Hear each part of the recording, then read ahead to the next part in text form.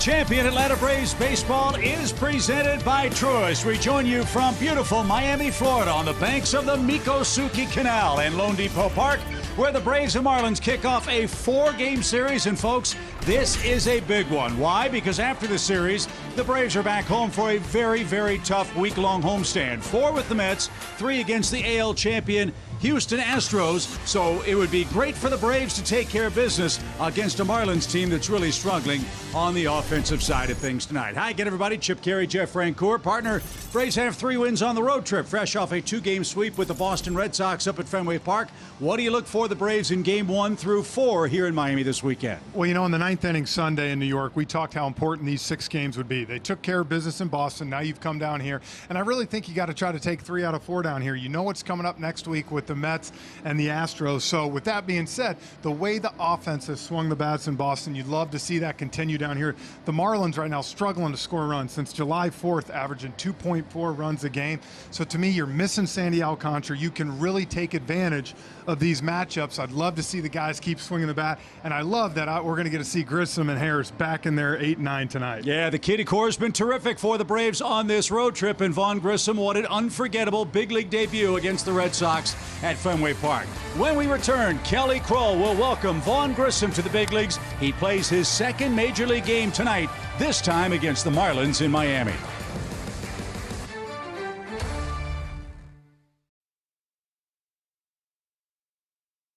It's like just looking up and just seeing where I'm at. It's just it's pretty surreal. Swing, high fly ball, deep left field. Vaughn Grissom has hollered over the monster. Yeah, hello Fenway Park for the kid. How about that? Line drive into left field. He's got a 2-hit game. Grissom is on the run and he is in safely. There's ground ball Riley, second base one. Grissom's turn is a thing of beauty. What a night for that young man, Vaughn Grissom. What a moment to see it actually go out. It was really, I was like, oh my god. That was like a we made it moment, I guess. Like we did it, type of feeling.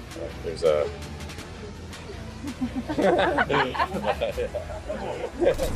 What a fairy tale debut for the 21-year-old Vaughn Grissom Wednesday night at Fenway Park. The first Brave in modern era to hit a homer and steal a base in his major league debut. And I can confirm that that ball he hit over the monster in the 7th inning was able to be retrieved, and it is in his possession. If you missed it after the game, he told me he could not feel a thing as he was rounding the bases, basically blacked out until he saw Eric Young at first base. Take a look at some of the best moments from the night on Wednesday. There's the home run that I'm telling you about. And yes, Braves fans, I know you were worried. He does have the ball now, able to get that one back. And the moment in the dugout and his parents, absolutely priceless. Here at home plate with Michael Harris. And, now he'll have to settle in and really get this whole major league debut going, because it is his 2nd start here tonight against the Marlins. And it will be the Braves and the Fish coming your way here on our Friday night showdown presented by Kaiser Permanente. Maybe another big bat flip on the way. Thanks for being with us here on Valley Sports.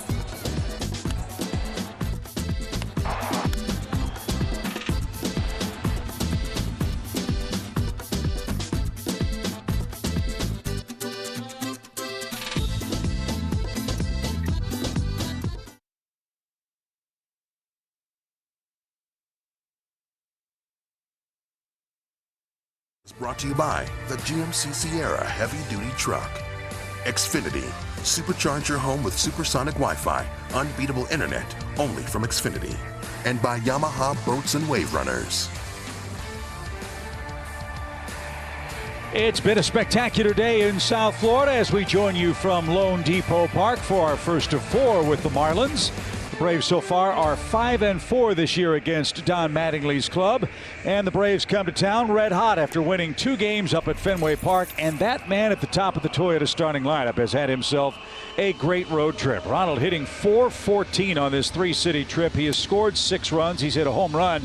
Quite simply, Ronald Acuna Jr. is back, and so is Vaughn Grissom for his 2nd big league game. He and Michael Harris, the Braves' Double-A dynamic duo, hitting 8th and 9th tonight, Jeff, against a crafty veteran, Pablo Lopez, who many thought would be wearing another uniform this time of year. Yeah, and you can see, I think, a little bit what hurt him those last 4 starts. He got off to an unbelievable start, 3-0 with a .39 in April. Since then, he's kind of struggled a little bit.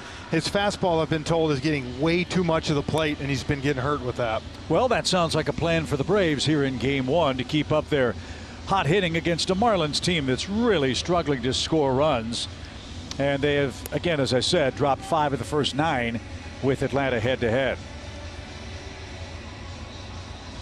And anytime Ronald Acuna Jr. squares off with the Marlins, well, fireworks usually follow. That's our Zaxby's indescribably good play tonight. Well, we know all about the history with Ronald getting hit by the Florida Marlins, but besides that, has put up outstanding numbers, as you see right there. And you said it, finally, this current road trip, to me, we're seeing the Ronald we're used to seeing. Braves did make a roster move moments before first pitch tonight. Ede Adrianza was placed on the injured list. Guillermo Heredia has taken his place on the Braves roster, and there will be another roster move or two tomorrow with the doubleheader between the Braves and Marlins here in Miami tomorrow. But that's tomorrow. Let's worry about tonight. Ronald Acuna Jr. leads off here in Game 1 at Lone Depot Park. And the first pitch is rolled foul. Strike 1 for Atlanta's leadoff man. Acuna with 9 homers, 28 driven in. His average, Jeff, beginning to climb. It's up in the low 270s.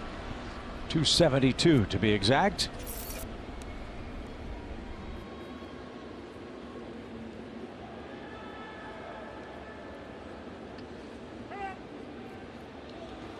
Nick Lenz wanted time behind the plate. He's got the ball strike job for Game 1.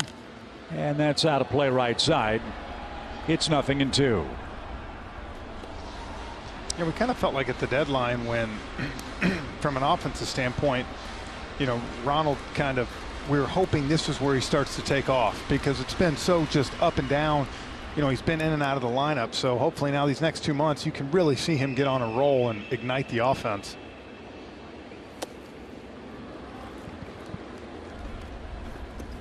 The Braves making their 3rd stop on this 3-city road trip.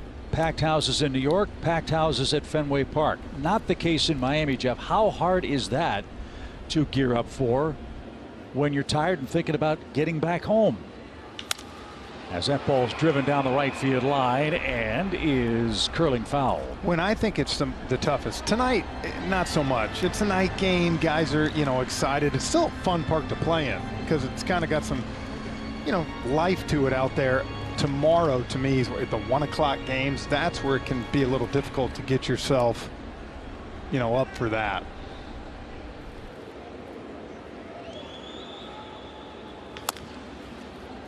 Acuna hanging tough here in the top of the 1st inning. You know, your body as a baseball player is so accustomed to playing at night. So, to me, anytime you play a night game like this, think about it. It was hot in Boston, you know, that first game. So all of a sudden, you know, it's comfortable. You don't mind it as much. Well, the Braves don't mind playing in this ballpark. They've had great luck against the Marlins here at Lone Depot. 59-30.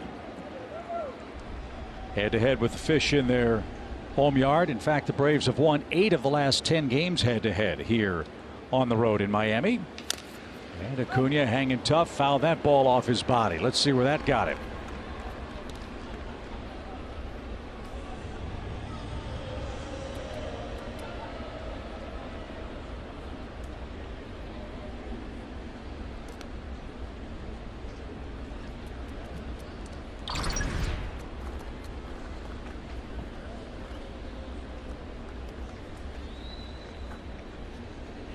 Well, there you have it.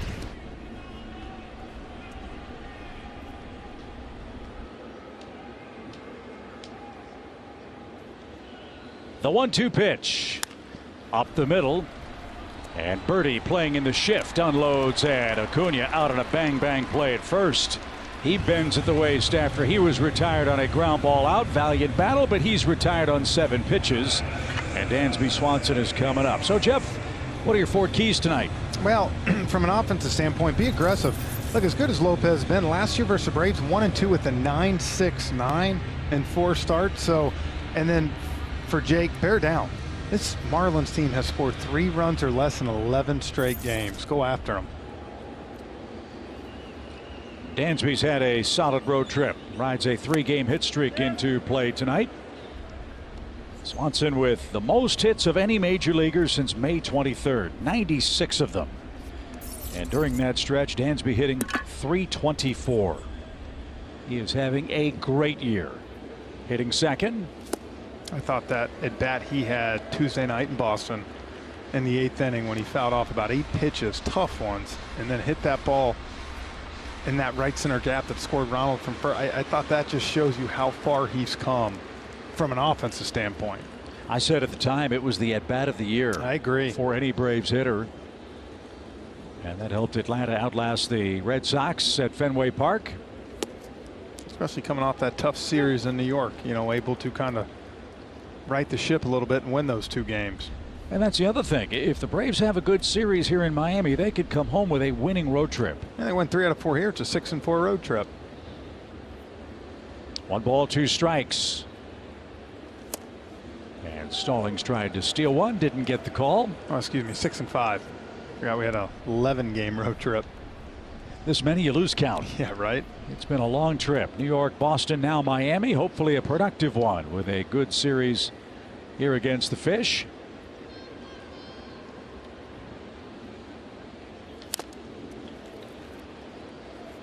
This is something I thought the Braves did an excellent job of up in Boston. After Jacob deGrom's mastery of the Braves in the finale up in New York, the Braves did a much better job, Jeff, of putting the ball in play and fouling off pitches to give themselves a chance. And battling, and then more pitches that pitcher's going to throw. Eventually, he's going to make a mistake that you can handle.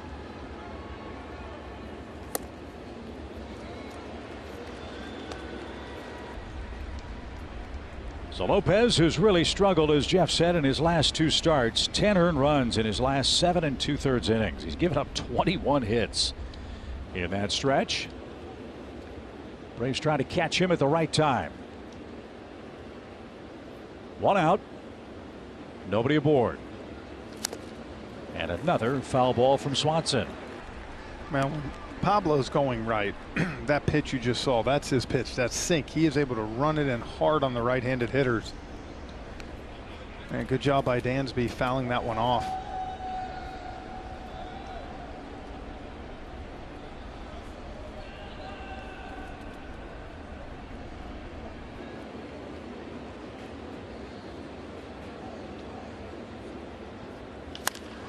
Popped up.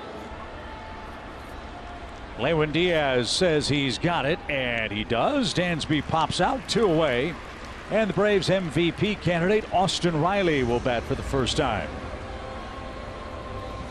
Riley as well having a solid road trip for the Braves, batting .364 with a homer and 5 runs batted in.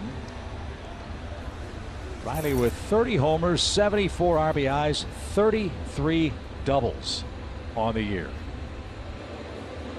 One of those 30 homers has come against the Marlins pitching staff this year. Let's see if he can touch one off with 2 outs. That's a changeup, so he's going to try to throw that pitch off that sinker.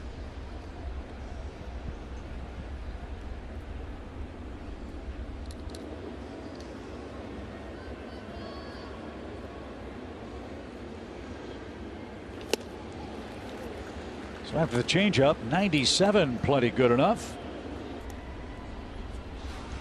And Lopez way ahead of the Braves third baseman. No balls, 2 strikes.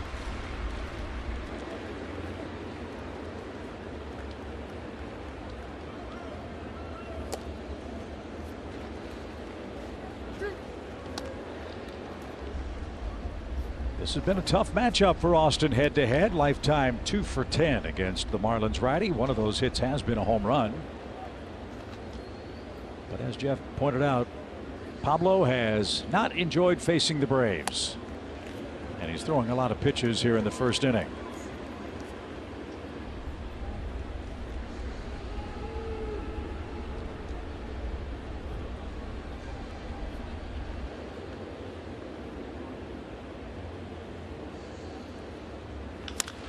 That is lined out of play into the stands to the left. Riley stays alive. It's still 2-2. And that's the pitch sometimes that can get dangerous for Lopez, that changeup. If he leaves it up a little bit like that, it's coming right into the right-hander's wheelhouse.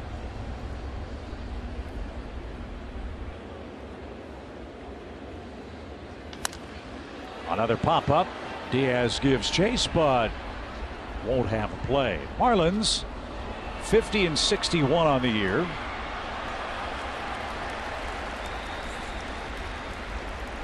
As offensively challenged as they have been, the Marlins have the 9th best team ERA in the major leagues. They got good pitching. They've been able to stay in games. Don Mattingly was talking to us about that this afternoon.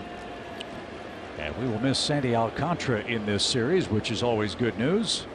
He's their ace. The pitch. And Riley fouls another one off.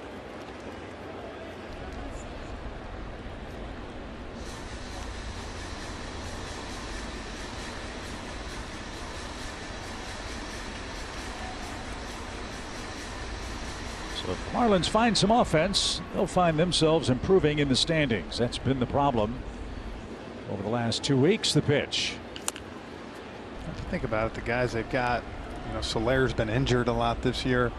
Garcia, who came over, has not done what, you know, they were hoping he would have done. Jazz Chisholm's He's hurt. out. Yeah. But still, again, the Marlins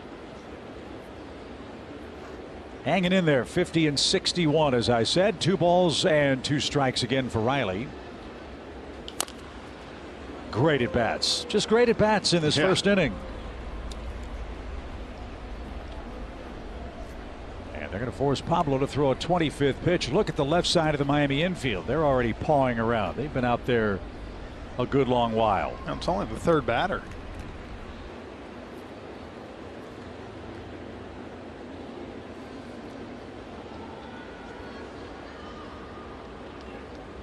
Breaking ball, fly ball, hammered deep left center field, and at the wall, J.J. Bleday has just enough room. Austin Riley with a great at bat. The ballpark just a bit too big. No score for Jake Odorizzi in the home first.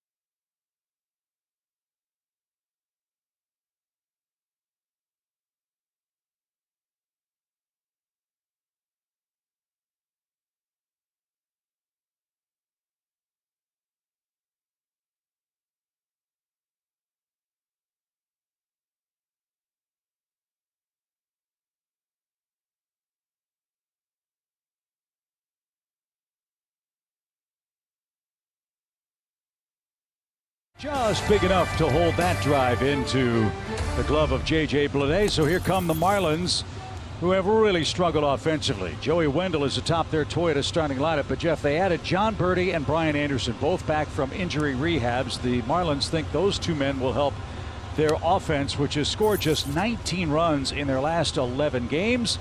Hopefully Jake Odorizzi in his second Brave start will continue that offensive frustration for the Fish. You see he's got great numbers down here at Marlins Park in 3 starts. And I had a chance to talk to Jake, and he said that first start, he's like, he's just trying to get comfortable with everything. It was a whirlwind. So hopefully for him, he's had a full time through now to kind of get his bullpens in, get everything intact. He said, I expect a much better start tonight than in New York. And it's not like he pitched poorly. I mean, no, it just he labored, and that's right. what he said. I couldn't put guys away. I was missing just above the zone. So he'll face off with Joey Wendell. Wendell at 262 on the year, the Marlins third baseman. And that's upstairs. 1 ball, no strikes. Wendell, 2 homers, 23 runs batted in. Miami got him from Tampa Bay in the offseason. This guy's an old-fashioned baseball grinder. And a one-hopper right out to Vaughn Grissom. And that's a piece of cake. 1 man down in the Marlins first.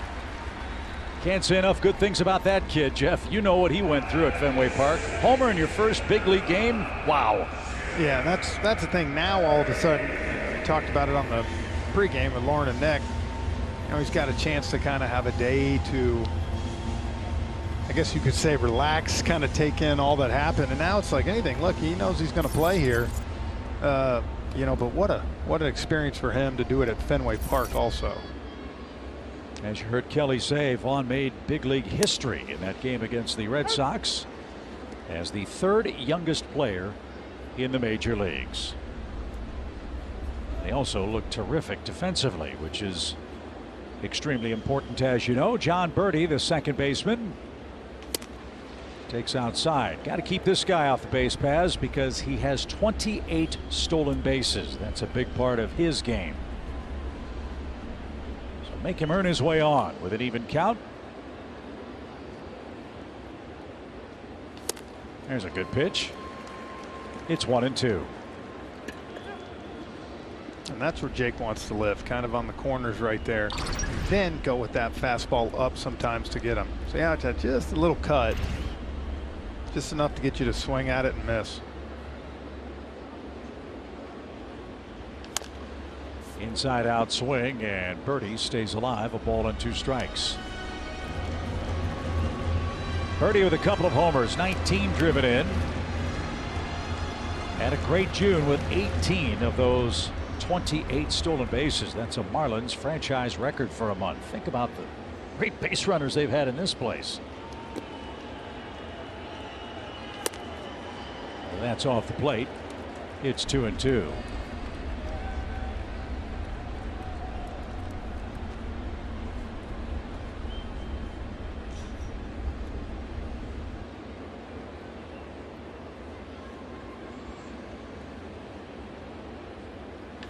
Sharply hit, and Riley can't handle that. So John Birdie back from AAA Jacksonville with a base hit here in the first inning. And he's aboard in front of Jesus Aguilar, the Marlins designated hitter.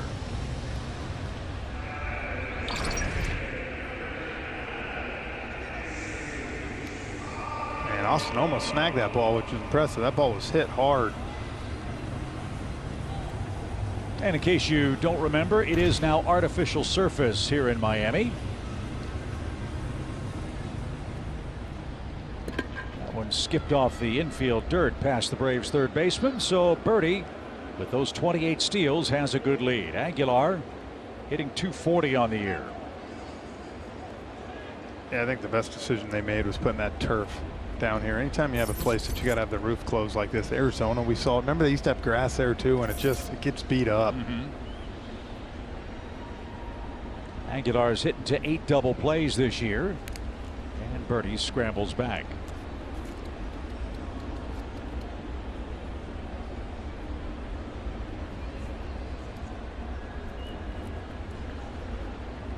A couple of 20-plus stolen basemen will square off in this set. Ronald Acuna for the Braves, Birdie for the Marlins. And scoreless here in the first. Not going. And off the plate. Ball 1.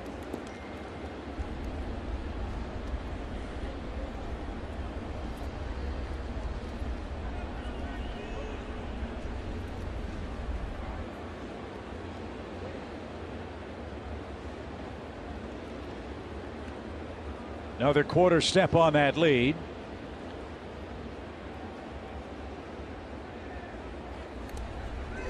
And he spun his wheels as he tried to get back to the first base bag. Like anything, you're trying to keep him close because, as you said, Chip, this is a double play candidate. We want to try to get a ground ball and keep birdie at first.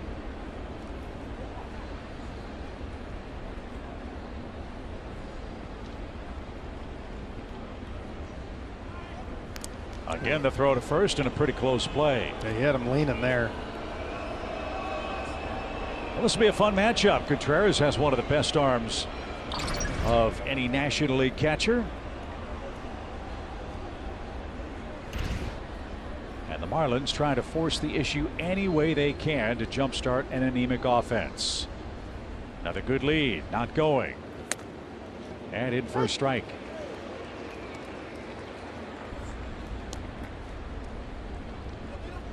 Aguilar, 13 home runs, 44 driven in.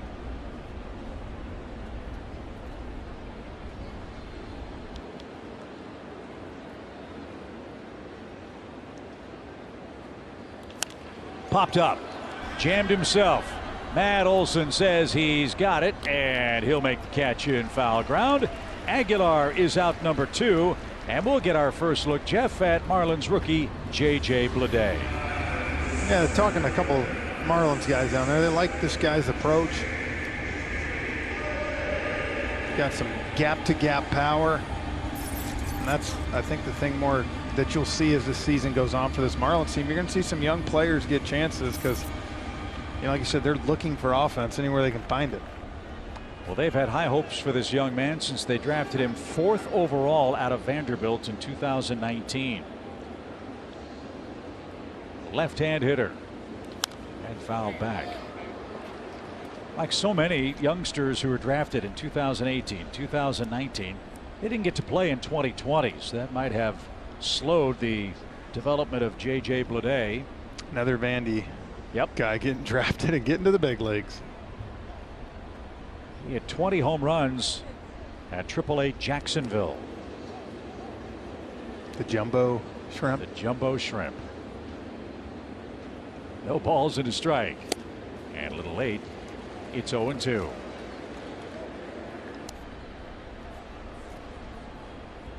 So Bleday going through what Michael Harris, what Vaughn Grissom, what every young player goes through.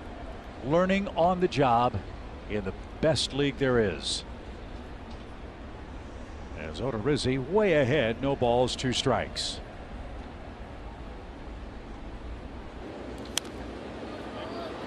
And that's fouled back. I like him going to the same pitch. If he's late on it and under it, maybe on this one raise it even a little bit higher in the zone. See if you can get a swing and miss.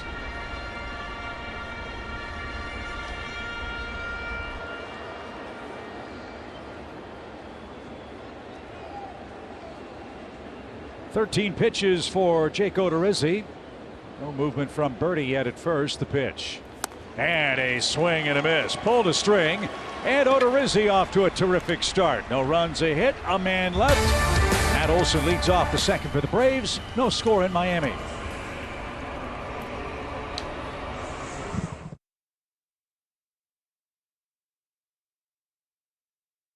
On Bally Sports, it's presented by our friends at Truist. Thank you for joining us tonight on Bally Sports. Chip and Jeff upstairs, Kelly Kroll down by the Braves dugout. We have no score, and Matt Olson, William Contreras, and Eddie Rosario will lead off the Braves' second inning. Matt Olson, 21 home runs and hitting .248. And the other night in Boston, I thought for sure he had home run number 22. The ball he hit to right field was a missile. But he hit it at the 380 sign, and it was just a long, loud out.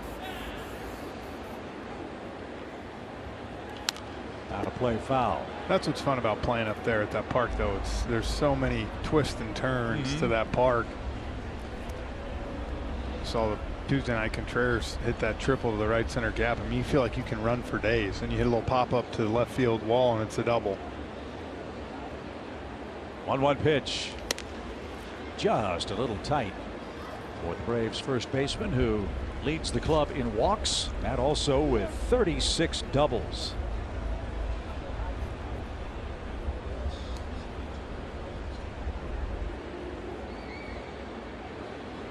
They give him the whole left side of the infield with nobody out, and he shoots this one to right. Retreating is Brian Anderson, and he makes the catch. Matt Olson's retired. Back-to-back flyouts for Pablo Lopez. And here's William Contreras. The good news, Chip, these guys are getting some good swings on them. That ball's just off the end, too, on a changeup. So they're getting in hitters' counts, and they're putting some good swings on it right now. Hey, got to tip your cap to William Contreras. He's done the heavy lifting behind the plate. With the collision in New York for Travis d'Arnaud, he's been sidelined since that Mets series. Contreras has caught all the games since. And hopefully Travis will be able to catch one of the games here tomorrow in the day-night doubleheader with the Fish. Yeah, the one thing that's in their favor is the fact that Contreras is still young. So, you know, if you have two older veteran catchers, it's a little different. But for him right now, I think he's healthy enough that he can shoulder that for a while. Sharply hit deep short. Nice pick. Long throw, and they got it. Rojas with a super play at short takes away a hit from Contreras. And it's 5 up, 5 down for the Braves here in the second inning. Yeah, Rojas offensively has not had the season he's wanted to, but we've seen him before. Great shortstop, makes all the plays. Right here, Contreras thought he had a hit. Rojas got to it quick and got up. See, Pablo Lopez appreciates that.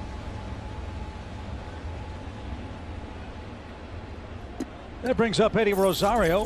5 of his last 8 hits have gone for extra bases. His bat's coming to life, Jeff. Now 3 homers, 17 RBIs. Eddie, as you know, missed 2 months after retinal surgery. And right now he's seeing the ball pretty well. Well, it's like anything. You start the year the way he did, everything that happened with his eye, having the surgery. You're not so much worried about when you look at those season numbers for him. It's what can he do now and going forward. And like you said, starting to swing it. The other thing, I think early on in the year, if you remember right, everything was pulled. Out front, ground balls. Now you're seeing him drive that ball to left center again.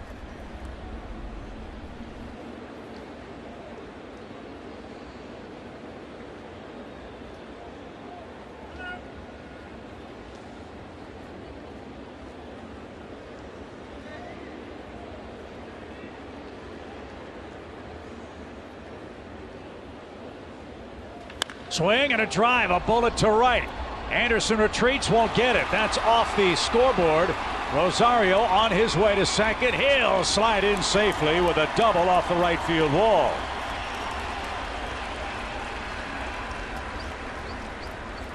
First Atlanta hit, Rosario's 6th double.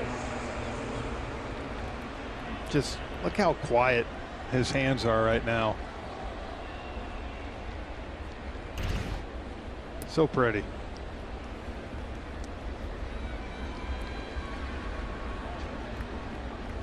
So here's Marcell Ozuna. Marcell snapped a long offer with a 3-run homer in the 4th inning up at Fenway Park.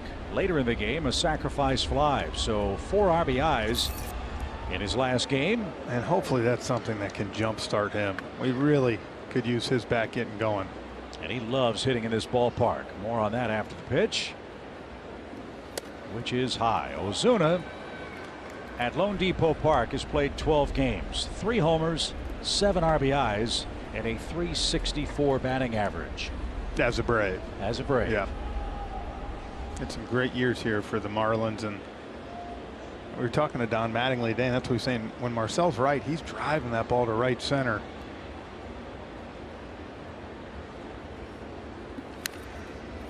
Foul back, even count, 1 ball, 1 strike. Something else that's been really fun for the Braves since June the 1st.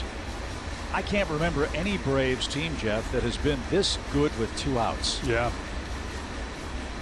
They have been relentless with 2 strikes, 2 outs, swinging home runs in these spots. Seen them start so many rallies that way.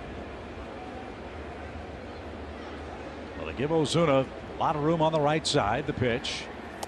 That's how they pitched him, and it missed. 2-1. Got Vaughn Grissom waiting on deck. And there's the Marlins shift for Marcell Ozuna, who's sitting on 20 home runs.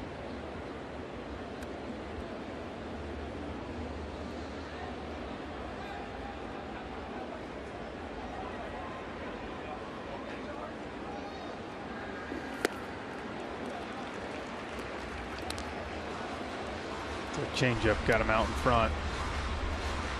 That's what I'm saying right here, where you'd like to see him think. You can see in the outfield too. They're playing him big time to pull, giving him that whole right center gap if he can shoot it. Now with 2 strikes, Birdie moves to the first base side of second. Rosario, the Braves runner, with the first Atlanta hit.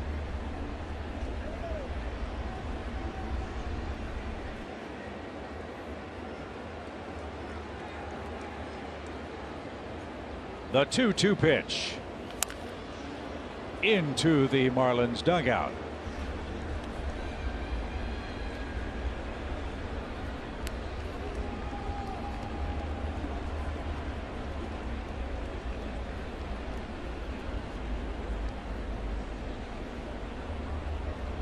I think they've done a good job. 39 pitches for Lopez already. And number 40 is on the way now. 2 balls, 2 strikes. And a swing and a miss. And that retires the side. First strikeout for Lopez. Rosario, the first Braves hit. No score after 1.5.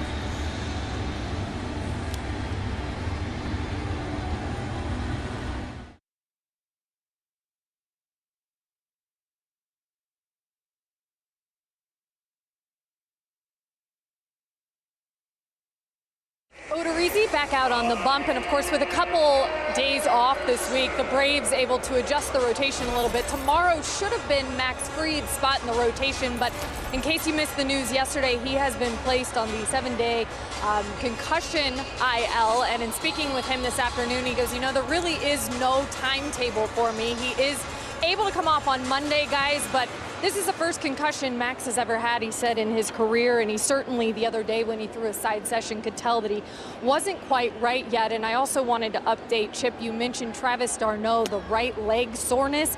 We will not see him this weekend. It's going to be Chadwick Trump that we'll see at some point during the doubleheader tomorrow, along with William Contreras doing the bulk of the work. He is still feeling soreness when he kind of bends down in that position there as a catcher, and so a little bit sore still. They're going to give him through the weekend. We should see him back when we get to Atlanta for the homestand. Great report, Kelly. Thank you very much. As Brian Anderson leads off the home second for the Marlins. 2-0 from Jake Odorizzi and a swing and a miss. I talked with Max before the game as you look at the injury list for the Braves and Brian Snitker. I asked Max, did you feel anything right after the injury happened in New York when you hit your head? He said, no, I was fine, finished the inning, started getting a little bit of a headache on the bench, and then the next day really felt the effects of the head to turf. That's how it'll happen sometimes. You don't necessarily get it right away. And for him pitching that game, the adrenaline was pumping, everything. Sometimes it's when you take a seat, or you said, like you said, sleep a night, and you get up the next day like, man, something doesn't feel right. And so I think, look, it's the smart thing. You know, although you are in a pennant race and you're chasing the Mets, at the same time, you don't want to mess him up for the rest of the season. You want to make sure he feels confident when he's pitching out there. Something you don't mess around with. Yeah, so Kelly, that's something baseball should be very proud of. Much more conscious of and able to diagnose head injuries and concussions, and the protocol now for 7 days for Max to potentially come back when we get back home. Without a doubt, and he's very aware of that and all that we know now about the concussions. But I thought it was interesting. He mentioned, you know, whether it be light or looking at screens. Here we are in Miami, and he really couldn't go out of his room, guys. I mean, he's just supposed to be staying out of bright light right now. Anderson strokes that ball on a line to left, and it is gone. Brian Anderson has come back from injury, and he's hit his 4th home run. Marlins take a 1-0 lead.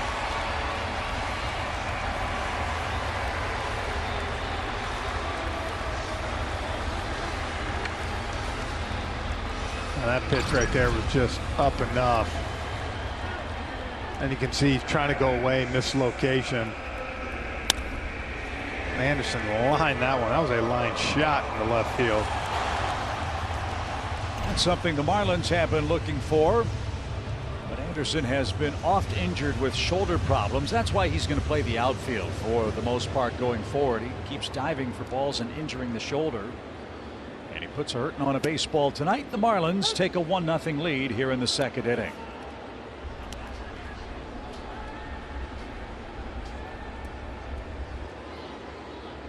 Miguel Rojas, the shortstop. 6 homers, 28 driven in for him, and just 2 hits in his last 29 at bats.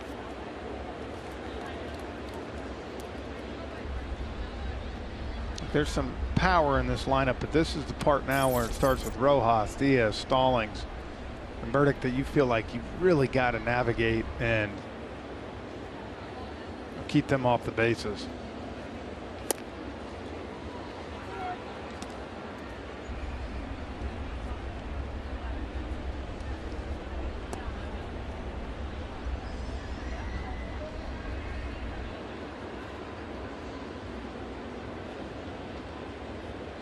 Oh, what a rip. Rojas took a healthy cut and fouled it back. It's 2-2.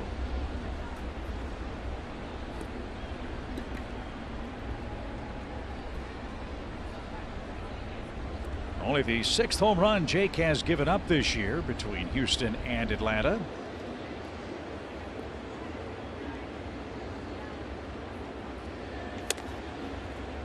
And he misses upstairs with a full count now.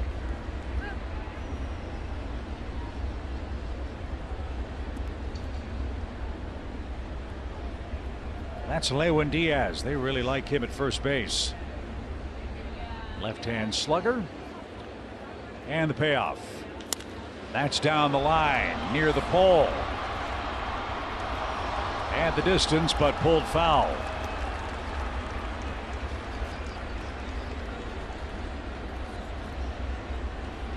Odorizzi is a pitch to contact pitcher. One thing that's been encouraging for him, if you look at the metrics for Odorizzi this year, opponent's exit velocity is the lowest of his major league career. Same with the hard hit rates against him this year. But he issues a walk after the homer, and Diaz is the hitter. 1 in, 1 on, nobody out. First, a quick message from Zaxby's. Try Zaxby's Chicken Finger Plate with Tongue Torch, Zax Sauce, or any of our sauces.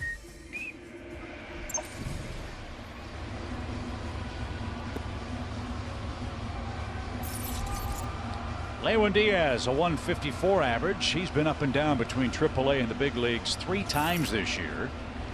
He was a 19 homer man for the Jumbo Shrimp. What a great name.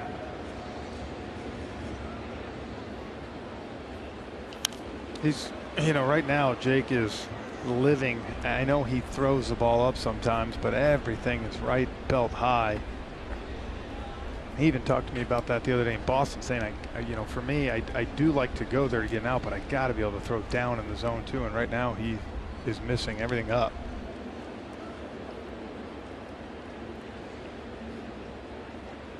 Rojas has a good lead. He's not afraid to steal a base. And that's back to the screen. 0-2.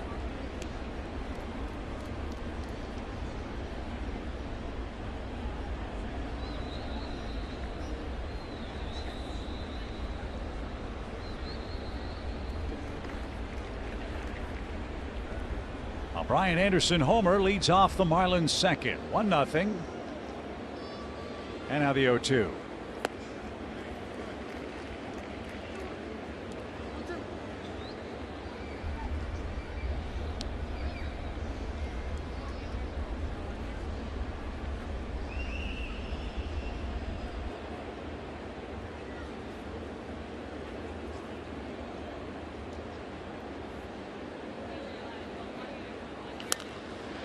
Down the right field line, that's down for a hit. Acuna cuts it off before it gets to the corner, and he's going to hold Diaz to a long single. So Odorizzi has yet to retire a man in the second inning, and the Marlins threaten first and third with nobody out. Now, this is the part we talked about. You know, I think you go through that first inning with Wendell, Birdie, Aguilar, Blade, and now all of a sudden it's that bottom part of the Marlins lineup that's given Odorizzi trouble here. And really why they've struggled. So Jacob Stallings, the Gold Glover with the Pittsburgh Pirates in his first year with the Marlins. He comes up with runners at the corners and nobody out. Stallings a 206 average. Well, even this early in the game, you'd love to be able to get a double play ground ball. Stop the bleeding.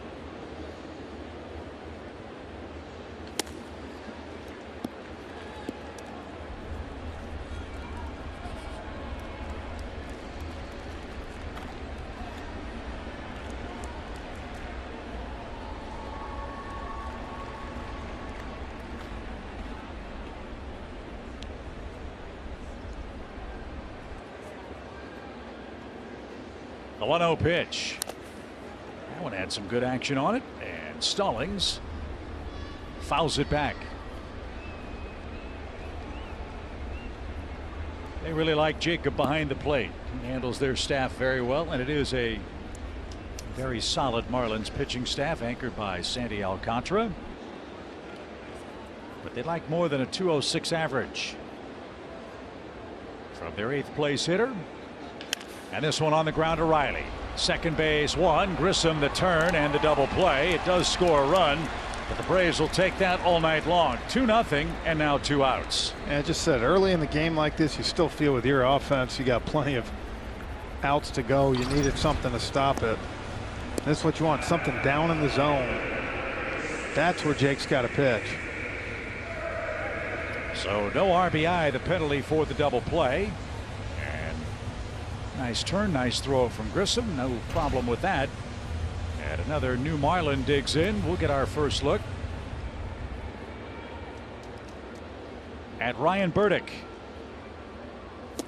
He's their left fielder. A 3rd-round pick in 2019 out of Wright State University. He missed parts of 2 seasons. One, the COVID year. The second, coming back from Tommy John surgery.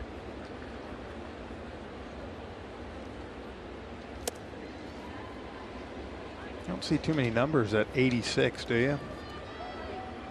Excuse me, it's Peyton Burdick, not Ryan, I beg your pardon. Peyton Burdick. Number 86. Well, if he sticks in the show, it won't be 86 for long. Unless he does well with it, maybe he keeps it. That's right.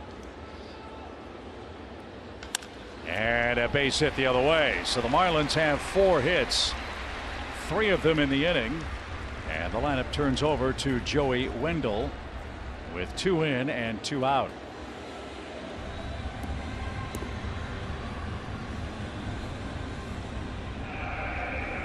So our first look at Peyton Burdick has him at first. And here's Joey Wendell, who grounded out his first time up.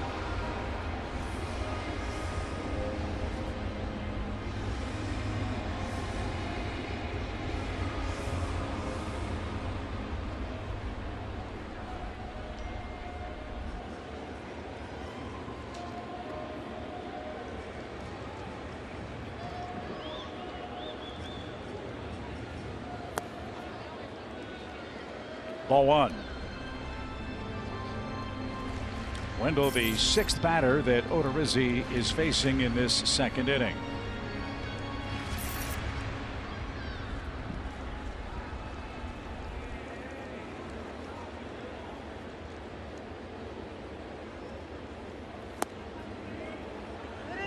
Yeah, Joey went around on that one, even count.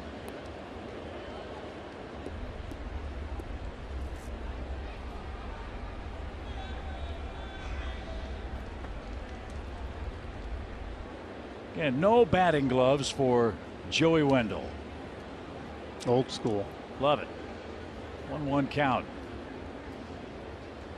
And that's scorched into right field. A big hop for Acuna. And they're at first and second. John Birdie is coming up.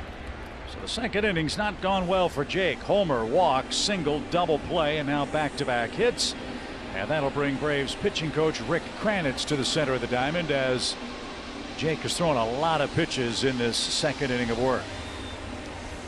Yeah, and when you think about a day-night doubleheader tomorrow, that's, I think, more than anything, you got to calm him down. You want to get some length from him tonight. So the Braves talk it over with 2 on and 2 out. Let's enjoy a quick word from our friends at Delta.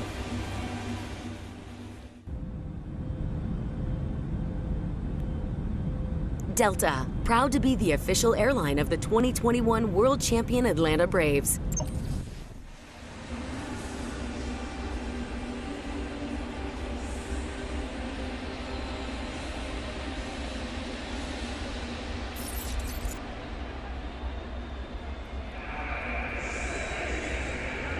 So John Birdie is up for the second time. It's the second inning. He's their second place hitter. Mentioned Birdie back from an injury rehab. He was plagued by a left groin injury. Stop the bleeding here, Jake. Keep it at 2.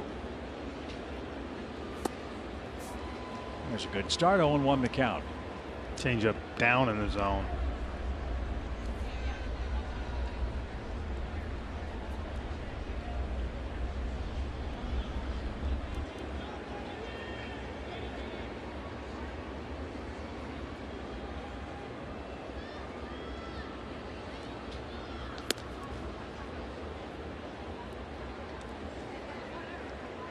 Well, it's got to be frustrating on the mound. You want to get the ball down. Yeah. You know you need to get the ball down, but you just can't. And Miami has made him pay. There's a better result. 1 ball, 2 strikes.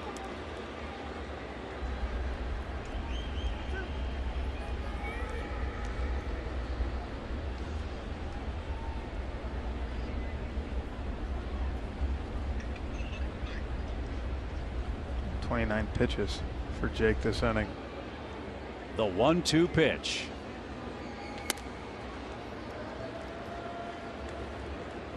Two and 2.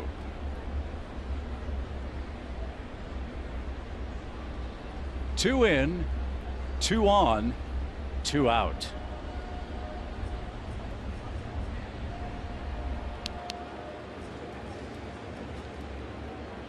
And now Odorizzi delivers.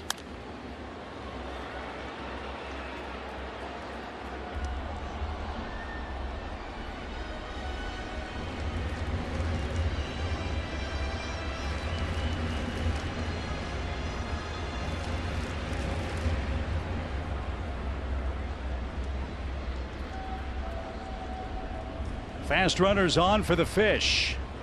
Again, the 2-2 pitch. He struck him out, and the inning is over. Anderson with a home run. Another run scores on a double play, and we go to the third with Vaughn Grissom coming up.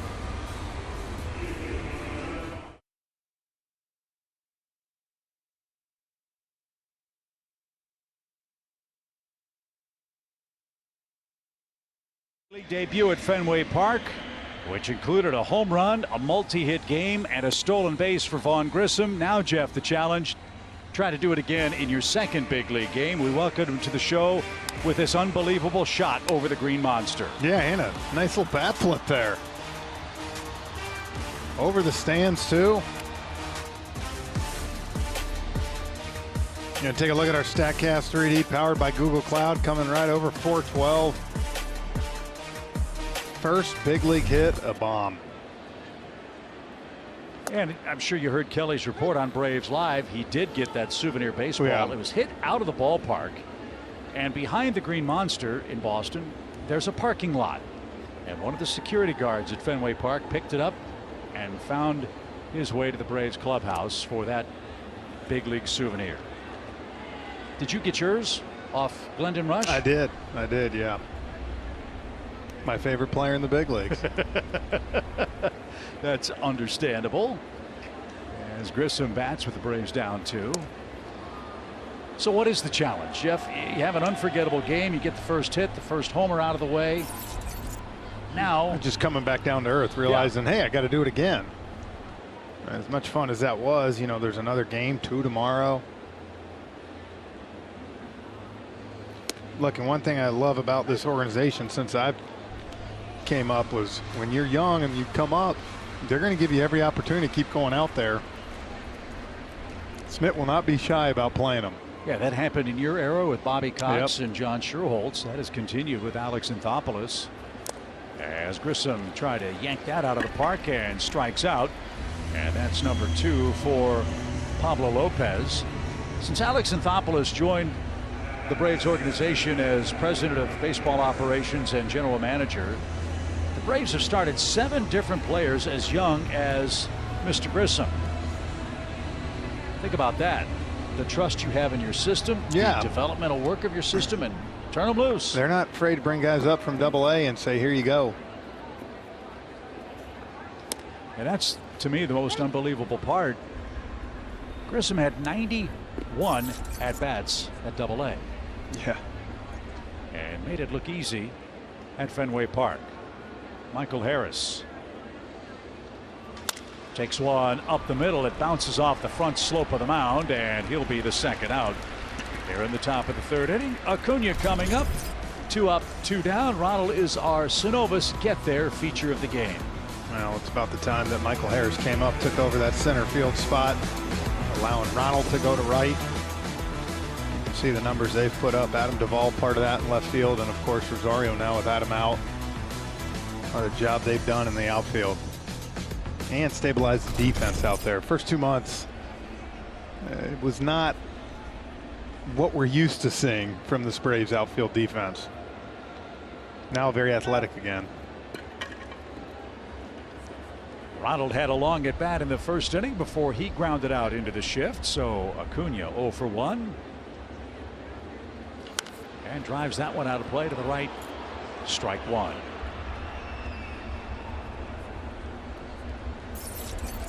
Ronald started up in New York hitting the ball the other way, Jeff, and I think you would agree that's made all the difference in the world for him. Well, it just opened up everything. That's how, I mean, when he came up, that's what he did so well, was being able to spray the ball all over from line to line.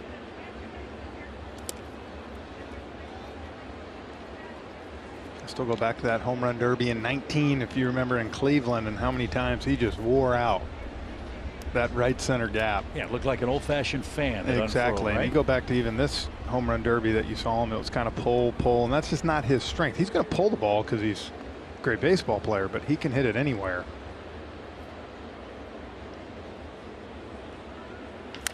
High hopper hit toward third. Wendell's got that, and Lopez has a shutdown inning with a 2-0 lead. Home third coming up in Miami.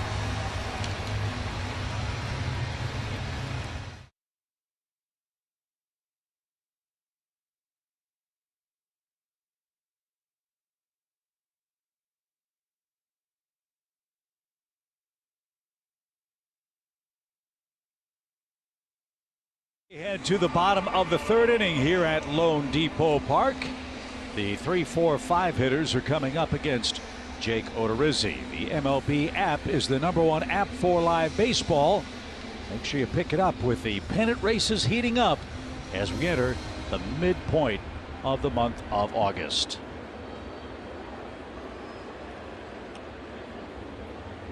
Jesus Aguilar popped out his first time, so he's 0 for 1. I'd love to see Jake have a quick inning here.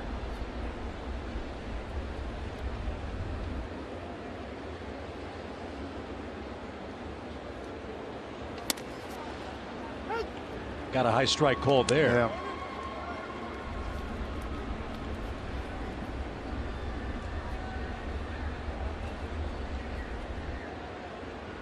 Odorizzi 32 pitches last inning.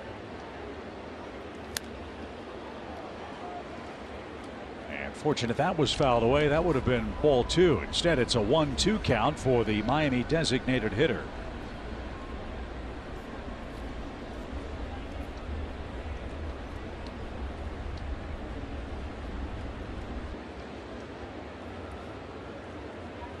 Really important too in this series, Jeff, for the Braves starting pitchers to go deep into the game. Got a doubleheader tomorrow, day game Sunday, and then 7 straight games against the Mets and the Astros coming up at home.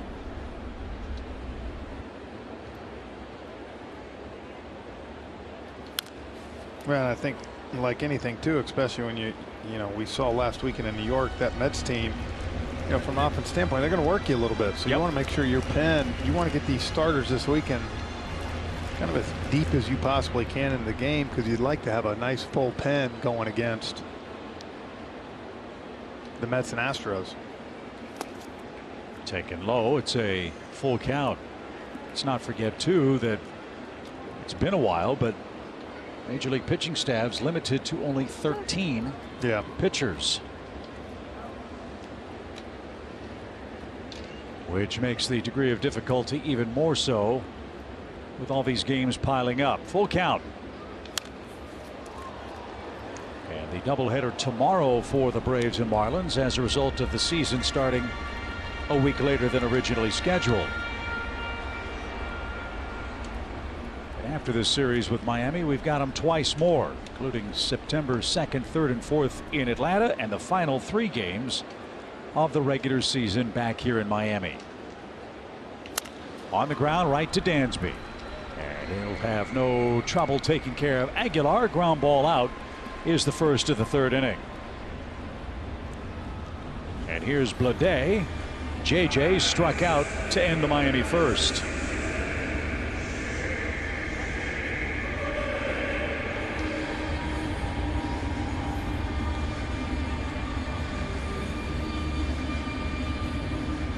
Yeah, with JJ, kind of just climbed the ladder first time up. Jake with fastballs up in the zone.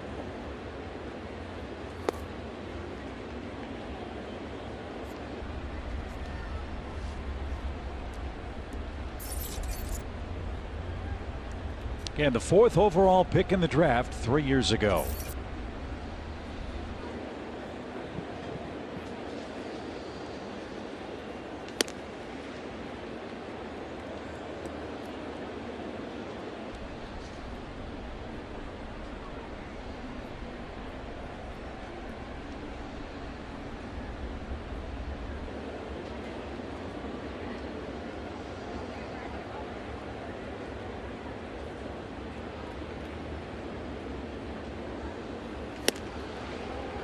That's where he swung through last time.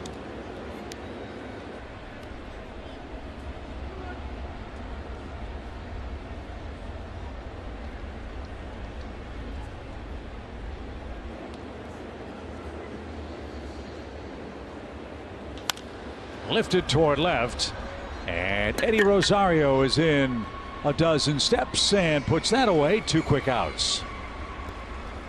Here's Brian Anderson, a line drive homer into the party area in left field. That was the first Miami run. Yeah, that was a no-doubter. That was a line shot. A ball up in the zone.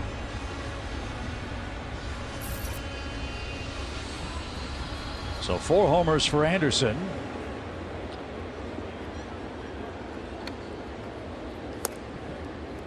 And that catches the outside corner.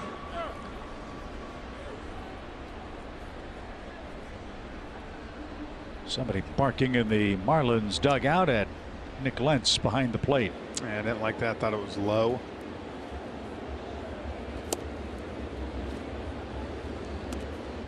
And if you holler at the umpires, more than the umpire's going to hear it here at Lone Depot Park. Yes, that is correct.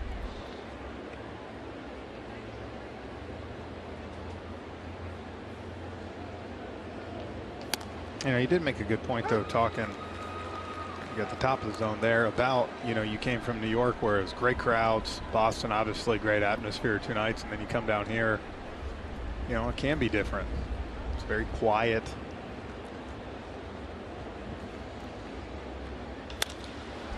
That's going to shoot into right field. So Anderson extends his arms. He's got his 2nd hit. And this one came on a 1-2 count. So the inning will continue. The pitches will pile up further with Rojas coming up. That's just a good, I'll give him this. That's a good piece of hitting. That ball's off the plate pretty good. He just got it off the end of the bat, and with playing a little bit of the shift, he was able to sneak that by.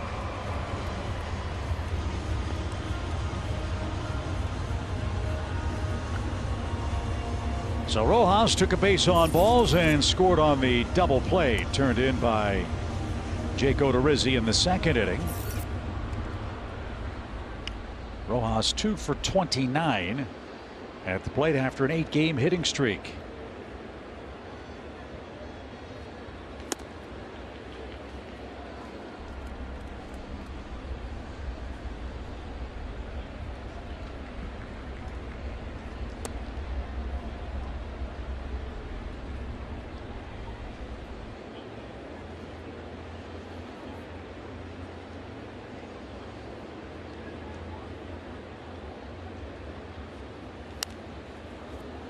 Even count.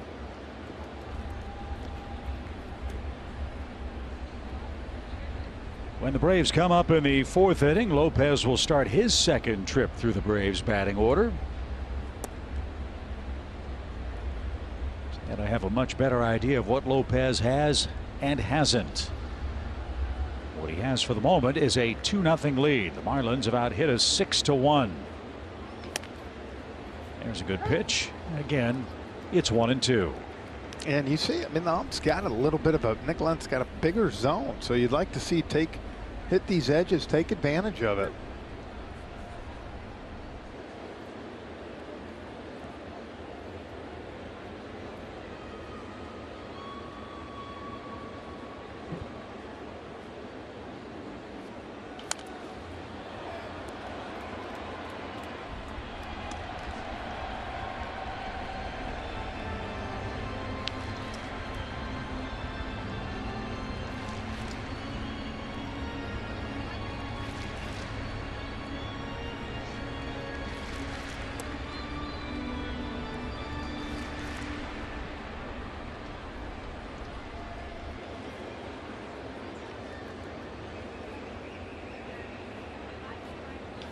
Served into right field, another 2-strike hit. How many of those do the Marlins have in this game? They've got 2 in this inning, and they've both come with 2 outs. And now Lewin Diaz is coming up. He's already singled. Well, they're kind of taking the humble approach right here off Odorizzi, knowing that he's not going to overpower him. And they're just kind of, besides Anderson's long ball, they're just playing peppers through the infield and just moving guys along.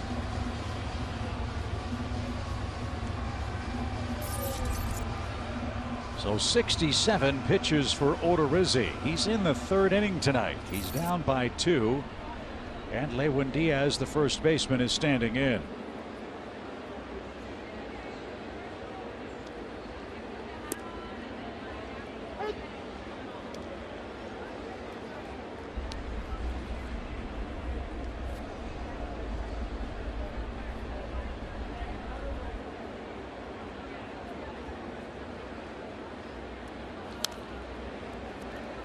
So again, Odorizzi way ahead of his opponent.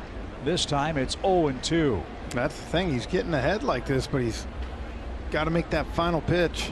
As you see, 14, very great first inning for him, quick, and 32 and 23. You can see 69 pitches here, 2 2/3 in. Fly ball into shallow center. Harris broke back. Now comes charging in and puts that away. And that will retire the side. The Marlins strand 2. And the right guys are coming up in the Braves 4th. Dansby Swanson, Austin Riley, Matt Olson. It's early. It's a 2-0 Miami lead.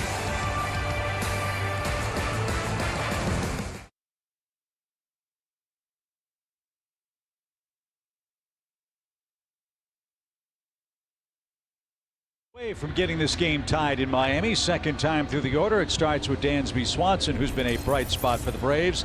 In fact, everything's gone bright for the Braves against the Marlins of late. That's our Blue Moon bright spot. Well, they've won the division 4 straight years now, and we've talked about how they've really taken advantage of their division, and the Marlins in particular, as you see here, 24-11 down here at Lone Depot. You played here a lot as a Brave. You played here as a Marlin. What makes this place a challenge or a great place to hit? Well, I mean, it's a bigger yard. There's right. no doubt. It's not a time, but it's a good hitting background with that green ivy out there. And again, when we used to come down here, you remember, and you go into Hard Rock Stadium. It was called 15 Things. Remember, Land Shark. Every year it changed. That was going to be our quiz. Can you name all of them? Oh gosh. But you know, it was hot there. It was right. Humid, and here it's comfortable when you're playing here. There's a shot. Look at that ball. Get hit with a left turn off the turf. Dansby Swanson smokes it to John Birdie. He hits the ball hard. It is retired. 1 man out. Look at this thing. Yeah. Get hit with draw. I was going to say. It's hit so hard he's able to take his time. Just come to get on a knee and make a good throw.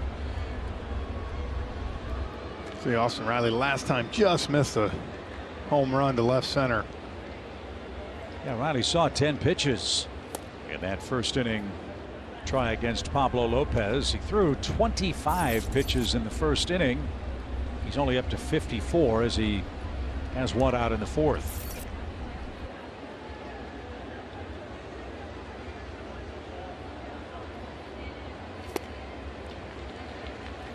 They've done some changes to this ballpark to try to make it a little fairer for their hitters, most notably that area in center that Jeff was talking about. It used to be almost impossible for anybody to hit a ball out to straightaway center. They moved it in. 1 ball, 1 strike. Out near the what they call AutoNation Alley area. That's where the home run sculpture used to be, and the wall used to curl out. Imagine Fenway Park with their triangle in right center. Well, they had a similar type triangle in left center here. So it's a little cozier. As Riley belts that to center.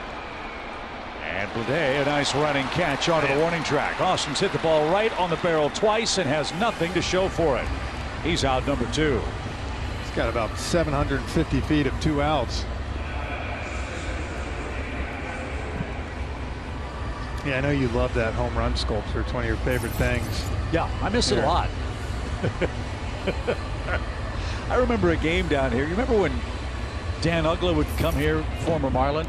He had a game here. I think he hit the sculpture twice. I think it was. Now let's just leave it.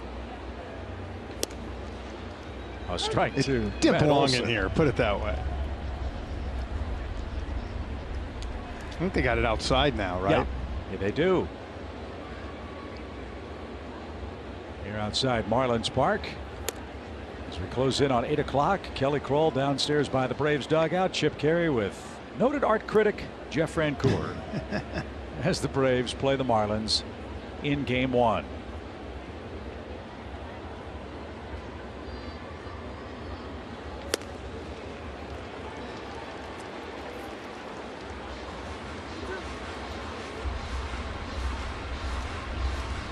Got to get something going. Braves have 1 hit.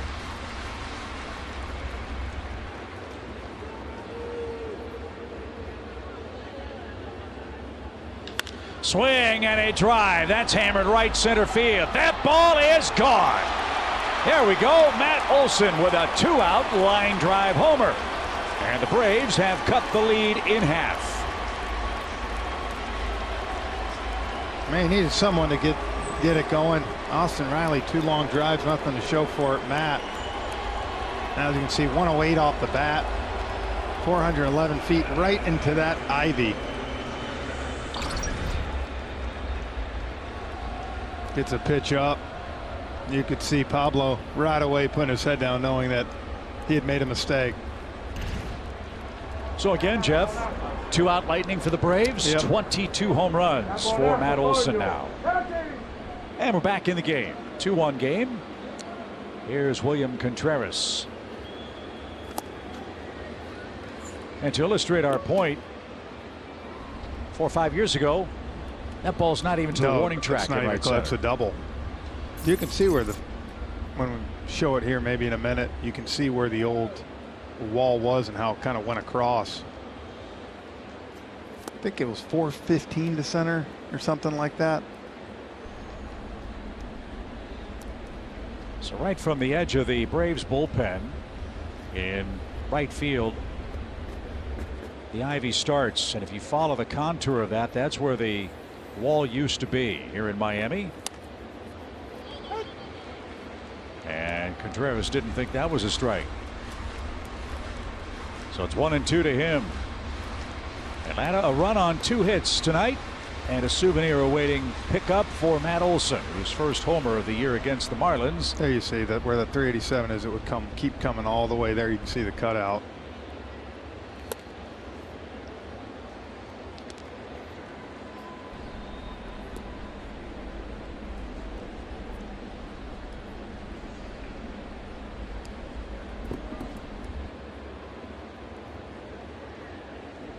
Pablo Lopez peers in with his 2-2 pitch. Instead, we'll take time.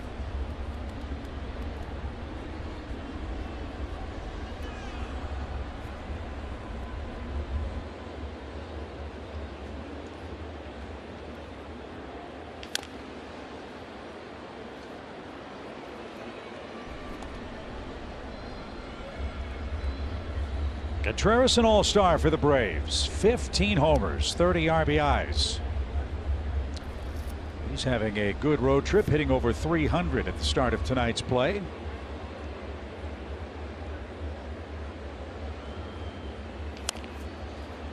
And as you heard Kelly report earlier, it'll be Contreras most of the way behind the plate until we get back home. We'll see Chadwick Tromp, one would think, tomorrow for one of the two games. Travis d'Arnaud still a little sore, hoping to be ready for the Braves and Mets on Monday night at home.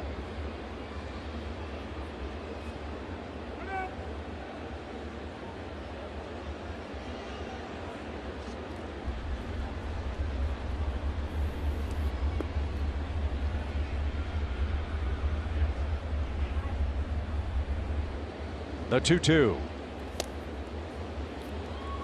Well, get him on. Let's see if Rosario can park one and the Braves could enjoy a lead here. Doubled over Anderson's head last time.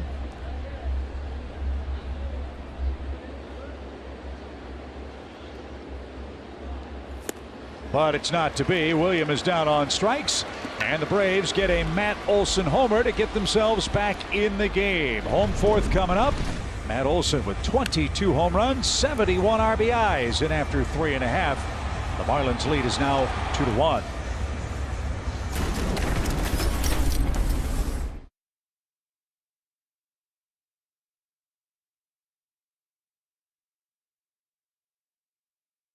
Welcome to the Friday Night Showdown, presented by Kaiser Permanente.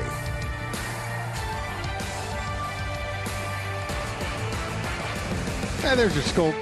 There's your scopes for Chip. Wow, that's beautiful. What a piece of art. Very colorful. Outside the ballpark I affectionately call the Starship Enterprise. I think my kids would love that. Well, every kid of all ages likes it when Matt Olson hits a home run. He's done that. The Braves are on the board. And now a huge inning for Odorizzi. He's got to find a way to take care of 8-9-1 here and get the Braves bats back in play. Jacob Stallings hit into a double play that scored the decisive run to this point. And no swing for the Marlins catcher. Ball one.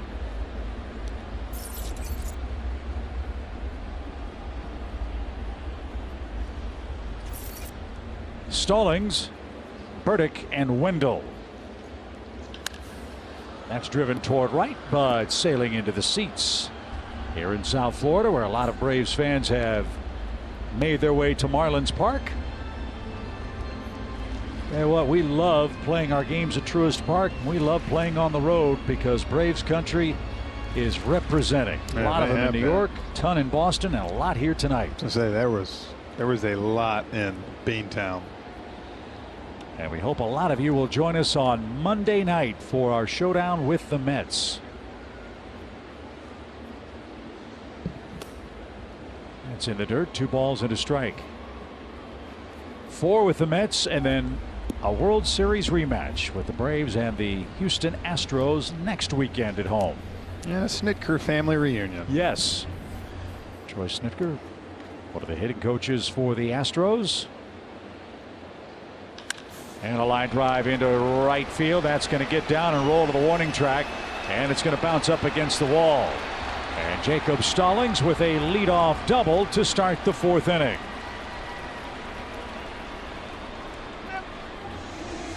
Eighth double for Stallings. You know, Odorizzi tonight, one thing I've noticed, Chip, having trouble coming in at all. And give these right-handed hitters for the Marlins credit.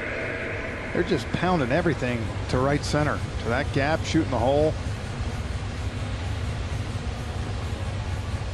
So Peyton Burdick is up. His job gets Stallings to 3rd here. He singled his first time up against the Braves.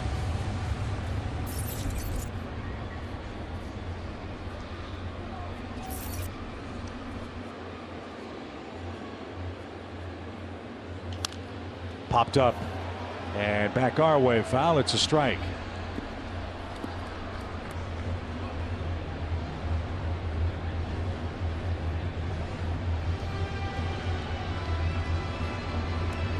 Miami got 2 in the second. The Braves just got 1 in the 4th inning. A Matt Olson homer to make it 2-1. Miami has 8 hits so far in tonight's game.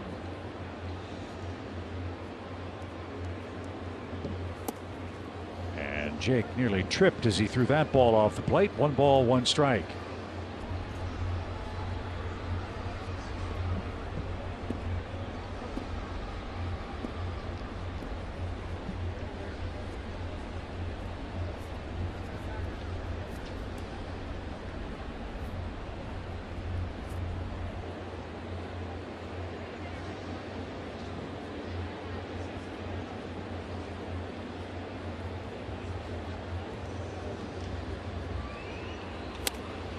There's a good result. 1 ball, 2 strikes.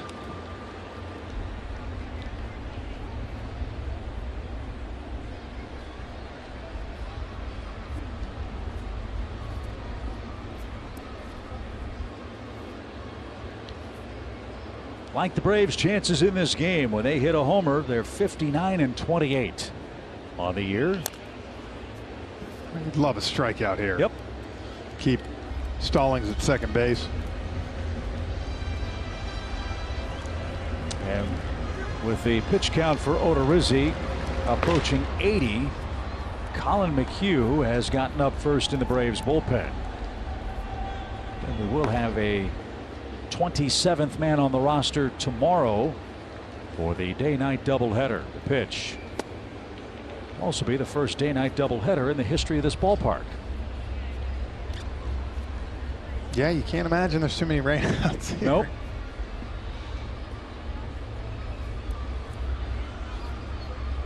To make sure we get our sleep again tonight. The 2-2 pitch.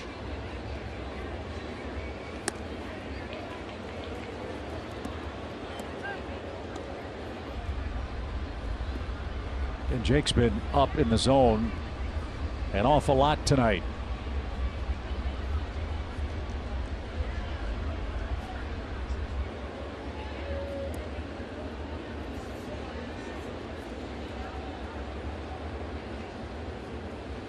The 3-2 with Stallings at second. Popped up. Foul ground. Contreras onto the warning track. Will have room. That's as good as a strikeout. Yep. No advance to the runner. 1 out, and the top of the order coming up.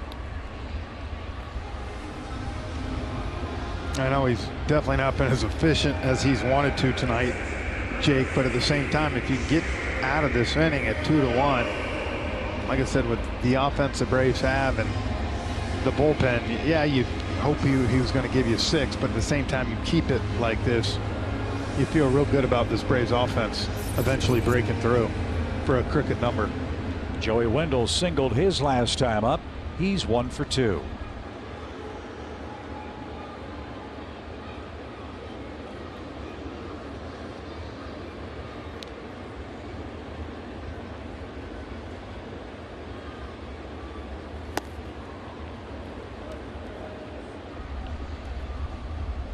Wendell's done a nice job leading off for the Marlins in place of Jazz Chisholm, who's only played 60 games this year for the Marlins. Chisholm currently injured.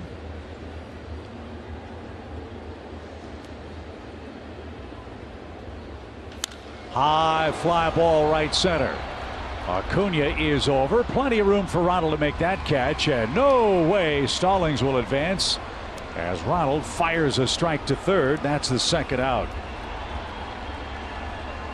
All right, Jake, you're 1 pitch away from turning things back over to your offense. And the fans in right serenading Acuna after he threw a strike to third to ensure Stallings doesn't move up. Yeah, I think Ronald knew Stallings wasn't going to test him, but sometimes as an outfielder, you love to just let one fly. That, I was going to say, that reminded me of someone who used to play right field for the Braves. I can't quite think of who it was. Well, and I love the fact that, you know, look, as an outfielder, you don't get to throw all the time like that, so sometimes it's good to let one go like that. Keep you loose. John Birdie. Big sequence in this game. Leadoff double.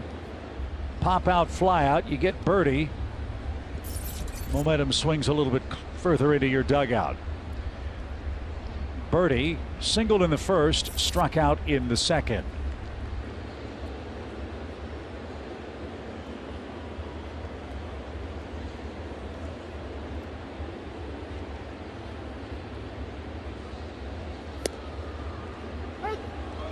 Generous strike, but we'll take it. 1 ball, 1 strike.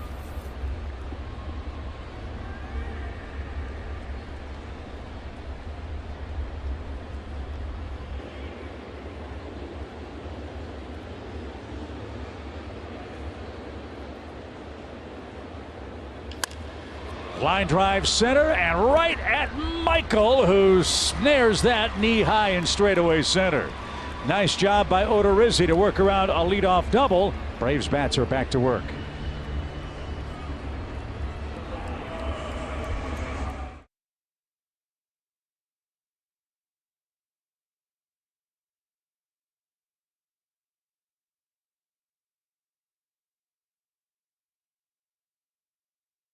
Offer and get discounted ticket offers throughout the season. Fans will get a text message every time the Braves go live with a new ticket offer. You can register by texting Braves to 78030 to begin receiving exclusive access today. Jake Odorizzi, a nice job to prevent the Marlins from adding to their 2-1 lead. Now we go to the 5th, Jeffrey, with Rosario, Ozuna, and Vaughn Grissom coming up against Pablo Lopez. It's a 2-1 game. Yeah, last time Eddie got that big double. Talked about him really starting to collect the extra base hits now, driving the ball both gaps. Looking a lot like the guy we got for August and September last year, and of course October. You bet. Well, the Marlins are letting the Braves hang around in this game. They've out-hit us 8-2. They've left 5 men on base. The Braves have just 2 hits, one of them a home run. And with this power-packed Atlanta offense, they could tie it up or get the lead with any one of the next hitters coming up in this very powerful lineup. Rosario with a double off the wall in right his first time up.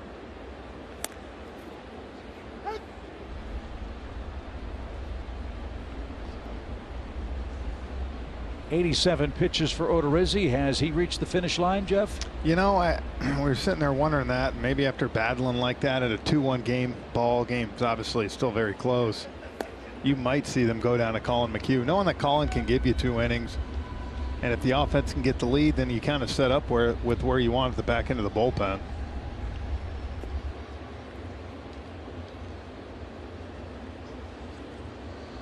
Two-one game, 2-1 count. A lot of times in these type games tonight, you're facing Lopez. You know, if you win a close one, you don't mind, you know, throwing your big horses in the bullpen, and then you turn yourself doubleheader tomorrow. You know, eventually, as you can see, gets the low call here on the changeup. You hope your offense in one of the games can just bust open, win it offensively.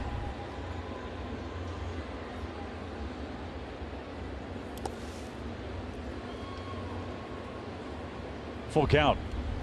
We'll take a walk in a 1-run game to start the inning. 6 of the last 9 hits for Rosario, extra base hits, including his 6th 2-bagger tonight. Marlins shift with a 3-2, and it's hit right into that shift. And the peg to first is in plenty of time. Rosario is out number 1. And here's Marcel. He swung and missed in the Atlanta second. Again, we've talked now for 2 or 3 weeks about Marcel's swing, and you know what I've noticed, Chip, is anytime that ball's on the outer part cutting away, you can see him really flying open, trying to pull the ball. So that's why you're seeing these guys live out there when they do come in. Most time it's just for show. Love to see him square one up, even right back up the middle. He hits, Jeff, with an open stance. Would you suggest him trying to close up that stance? No, because he's done it his whole career. I have no issue with that. My whole thing is it's the approach. It's what you're trying to do. You go look Marcel for 8 years now. He's hit like that the whole time. Pulled to the left side. Big high hop. Rojas has plenty of time, and Diaz stretches out quickly. 2 down. And Vaughn Grissom is coming up. He swung and missed as well, leading off the Braves' 3rd.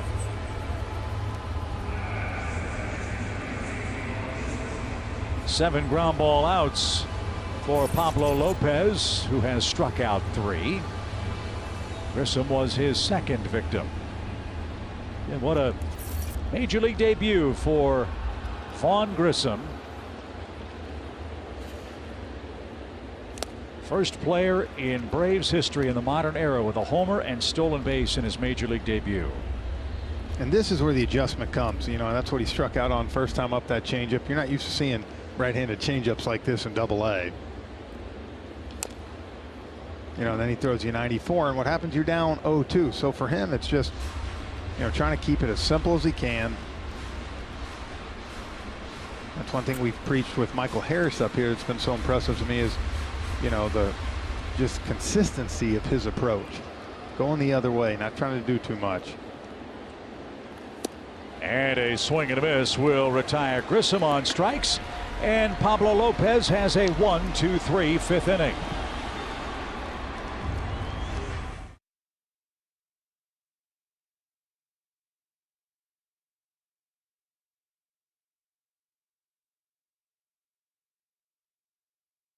Ball is brought to you by your local Ford dealer, Delta Airlines. Keep climbing.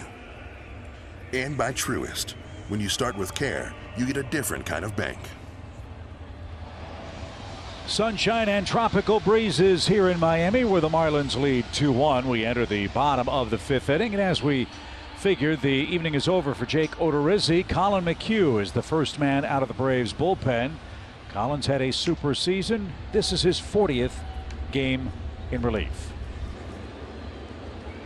Yeah, I think it's the right move with Odorizzi really laboring. He was able to get you out of that last inning, but you're in a 2-1 ball game. So I like the idea of going to get a fresh arm, keeping it right here. McHugh's value is that, as you mentioned, Jeff, he can throw multiple innings. 15 times this year, Colin has gone at least an inning and 2/3. That's the most by any reliever in the National League. And Atlanta would love to get 2 quick innings out of him at least, and then the lead in the late innings. 1 ball, 2 strikes.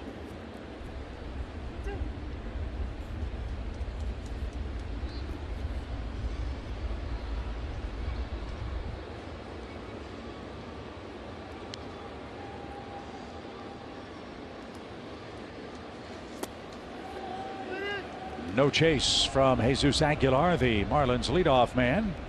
Aguilar is 0 for 2 tonight.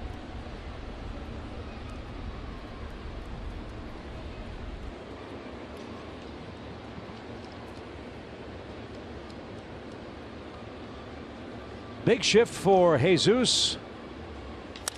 And this one shot into center, but right at Michael. Good start for Colin. 1 up, 1 down, and J.J. Bleday is the hitter. Well, Michael's doing a good job in center. Like I said, when you've never played here before, it can be tough, you know, in this dome like this. But you're seeing what every smart outfielder should do when it's hit. He's freezing for a second and then getting a good read on it. How are the sight lines here in the outfield? It is a dome, as you mentioned. It's dark and kind of gray as we look out. Yeah, it's not, you know, it can be tough, and the lights, depending on where it gets hit.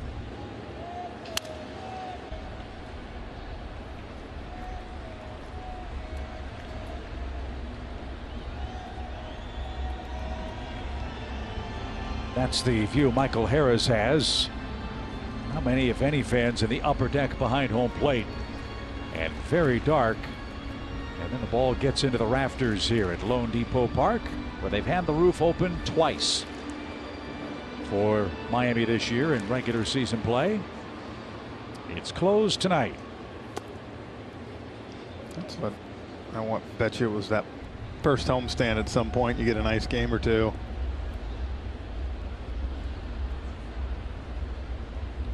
One ball, 1 strike. Good pitch. That's what Colin McHugh does, Jeff. I really like watching this guy do exactly that. He pitches. I was going to say he has to. You know, he's not. Look at this. I mean, that's just 90, a little bit cutting and frozen right down the middle. On the ground, Matt Olson will flip to McHugh, and quickly 2 men are out. Again, you'd love quick innings from McHugh. Every inning he can give you is an inning you save your bullpen with a doubleheader tomorrow. And with Lopez getting up close to 80 pitches now, you'd love to be able to get him back out there pretty quick and try to finish his night off next inning. With the 9-1 and 2 hitters on the Braves lineup card next. And now let's see if McHugh can solve Brian Anderson, who's 2 for 2 tonight, including a second inning home run.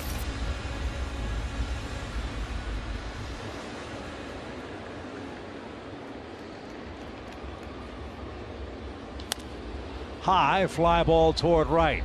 Ronald is in near the line. Very easy inning for McHugh. 3 outs on 10 pitches. Attaway, Colin. 2-1 Marlins.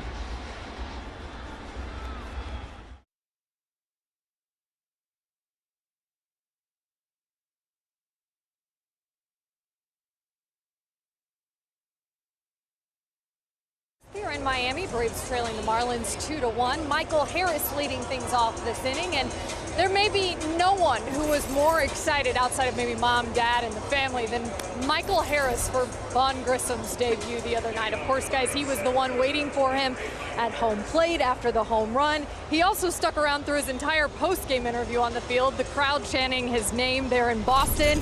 He waited and soaked that all in so he could talk to him about it. And whether it was Michael Harris or Spencer Strider, who told me this afternoon, there was a moment where all 3 of them were in that dugout just kind of looking at each other, looking out at Fenway Park, being like, it was really just a year ago, guys. We were like all in single A ball together, and here we are. But I thought it was interesting, all of them talking about the motivation that gives guys right now in the minors. Michael Harris jumps on the first pitch and rifles a double into the gap in left center. And Kelly, the Braves have the tying run aboard. Your timing is perfect. Yeah, I was going to say. There you go. He understood the assignment for me, guys. But you show up here, you do what Michael Harris is doing like this, and like you mentioned, Frenchie, this organization is not going to be afraid and turn to talent that they have in the minor leagues and just see what they can provide. And both of them right now, that energy, Spencer Strider as well, right? Just what they have given this team, the spark that all of them have provided has been really, really important. Well, Kelly, one of the pipeline for the last 25, 30 years for this organization has been the young guys, draft and develop. Yes, they'll go get big name free agents and get some guys, but think about Strider, Harris, now Grissom, guys that have come up and played huge roles on this team. And Harris with a beautiful gapper to left center. In some ways, Jeff, it reminds me of one of my favorite Braves teams, your club in 05, when all you guys came up from the Baby Braves. The Baby Braves. But it's true. You think about it, all of a sudden, you know, we came up the summertime of 05, the year before, all in Myrtle Beach playing in high A, riding buses. It can happen quick once it starts to click for you. Well, it's clicking for Ronald. Runner at second, nobody out. And Lopez now in some trouble, nursing a 1-run lead with this dangerous part of the order coming up. And especially in the Braves organization. You know, we used to get told once you get to Double-A, they'll call you up from there. Your phone call at that point. Lopez had an easy 5th. He's in the soup in the 6th, where Ronald has feasted at Lone Depot Park.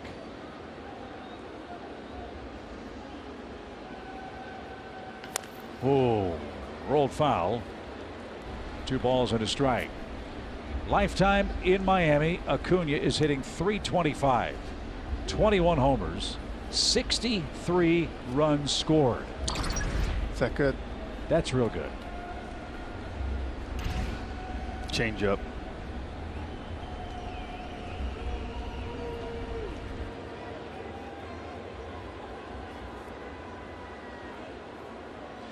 Get him to third at the least, Ronald, with Dansby waiting on deck. Outfield straightaway and very deep. The pitch. Oh, what a rip again. Swung so hard he nearly fell down. It's 2-2.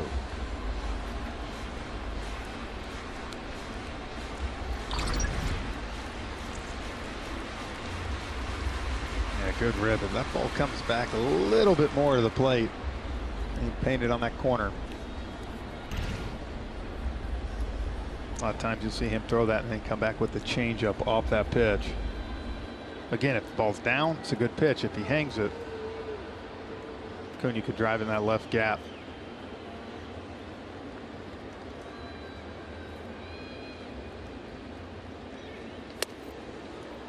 So he pushes him off the plate.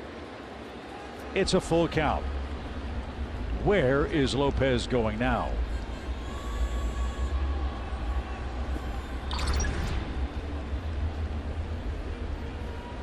There was a changeup. You can see, though, he's scared to leave it out over the plate.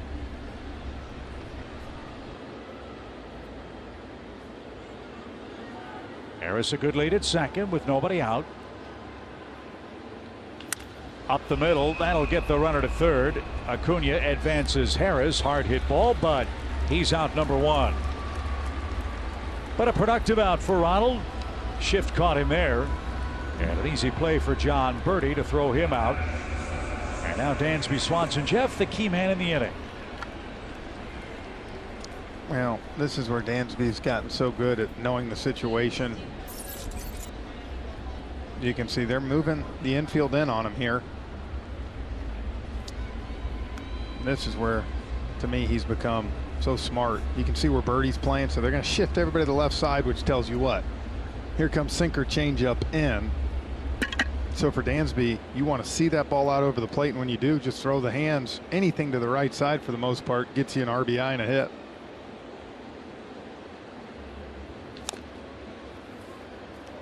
There it was, and Swanson fouls it off. Dansby's popped out and grounded out. Swanson riding a 3-game hitting streak for the Braves, looking for RBI number 61, which could tie this game.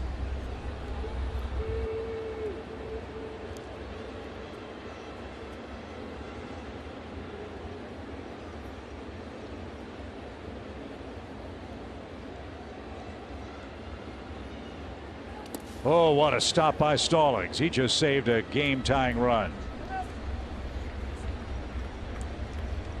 I don't know how he stopped that ball.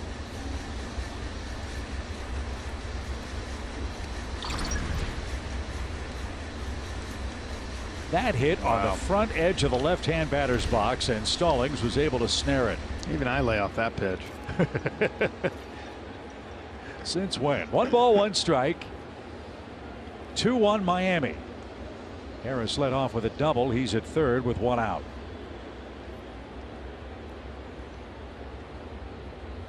Yeah, good eye. That's what you do. You got the infield in. You really force Lopez to make the pitch, and if he wants to do that to you and walk you, you pass the baton to one of the hottest hitters in the league coming up behind you. Riley has scalded the ball twice and is 0 for 2. He deserves a hit. Dansby has more of those than anybody else since late May in the big leagues. We'll settle for a deep fly ball here. The pitch didn't get it. 2-2.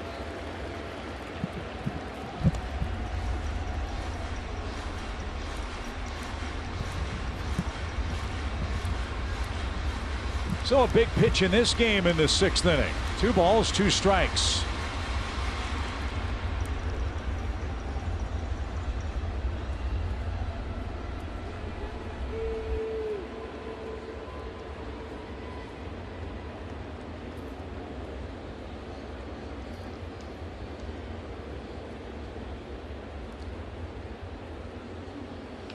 Fly ball, shallow center. Blade coming in. Harris tags. He's coming. He's flying to the plate. The throw is late.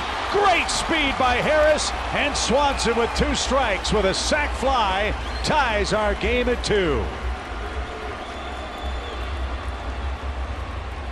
Now there you go. Perfect situation of staying inside the ball. Luckily, you had a fast guy on third base. Look at that. Try to blow him up inside and jammed him. But with Michael Harris' speed, got in there easy.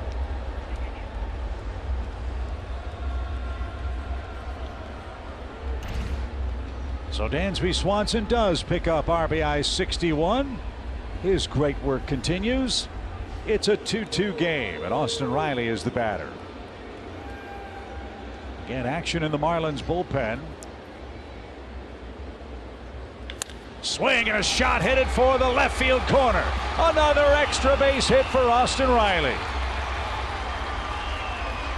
And that might be the last man that Pablo Lopez faces, because Matt Olson is in the on-deck circle, and he's already homered tonight. Did you think you were going to keep Austin Riley down all night? Two great at-bats where he absolutely destroyed the ball, had nothing to show for it. Here, first pitch, ready to go, lines it down the left field corner. And this is why they brought Colin McHugh in, to keep this game, give this team a chance. Look at that, sinker in, pulls the hands in beautifully. Another extra base hit for Austin Riley. And the Braves have the Marlins right where they want them. Runner in scoring position and 2 outs. Pablo Lopez leaves with a tie game. Riley his responsibility as the Braves are in the Marlins bullpen here in the 6th.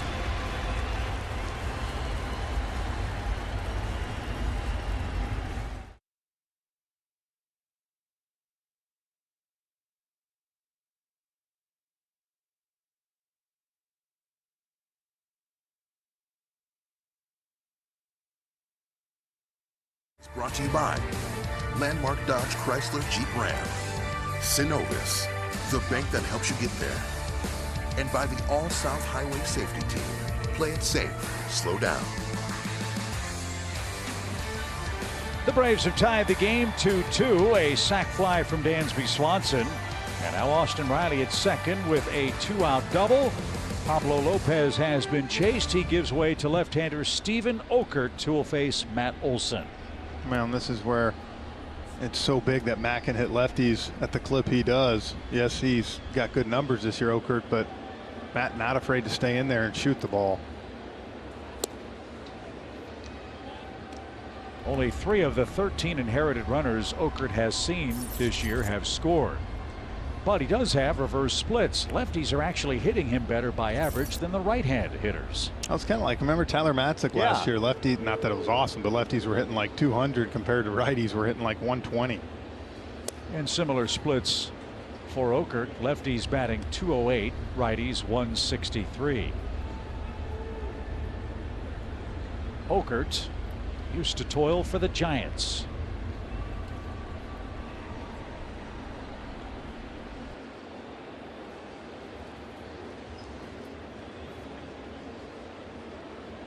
Two balls, no strikes to the Braves walks leader Matt Olson, who has promptly gone 3-0 with right-hand hitting William Contreras waiting on deck. Well, and that's one thing we know. He's not going to chase outside the zone too often.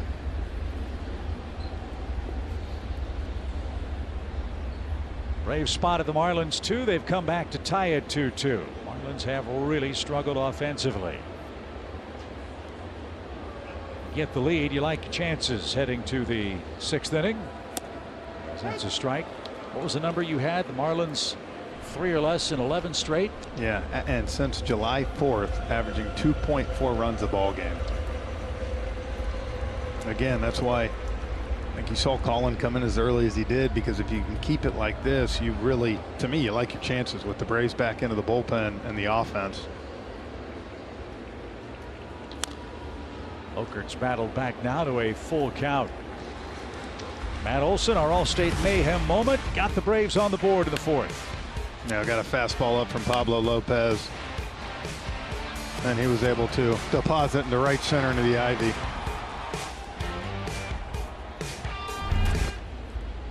I mean, Don Mattingly was talking to us today and said, look, we went into Philly and held them to, what, 8 runs in 3 games. Unfortunately, they just weren't able to score enough. Olson hangs in there and fouls away a 3-2 count. We showed you those numbers earlier in the game. Pitching staff has been fine for the Marlins. Nothing wrong with that.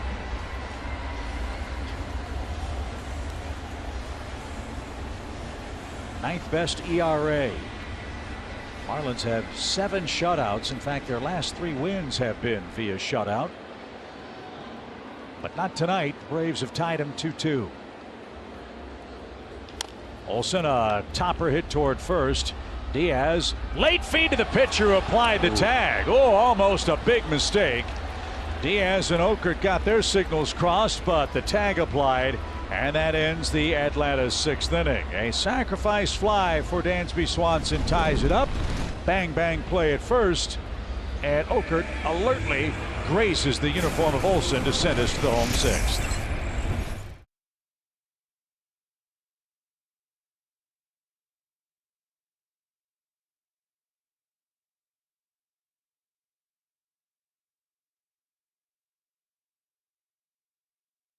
To the bottom of the 6th inning. It's Friday night. What does that mean, Jeff? It's the Friday night showdown. The Braves and Marlins from Lone Depot Park, presented by Kaiser Permanente. Exactly. Colin McHugh, a 1-2-3 5th inning. Got 3 outs on 10 pitches. And he'll face the bottom part of the Marlins order. Rojas, Lewin Diaz, and Jacob Stallings. Jake Odorizzi, 4 innings of 8-hit 2-run ball. McHugh, a 1-2-3 5th.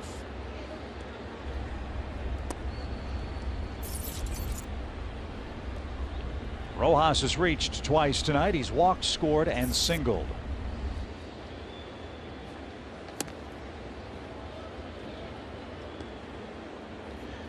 Look, if Colin has another good inning, you might try to get greedy and let him pitch into the 7th. Well, you could just know, look, I'm going to burn him today. Give him 3 innings.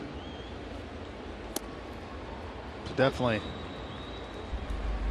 very economical right now. He's thrown strike 1 to all 4 hitters he has seen. And that's why he's so valuable. A multi-inning man. They have 2 of those down in their bullpen.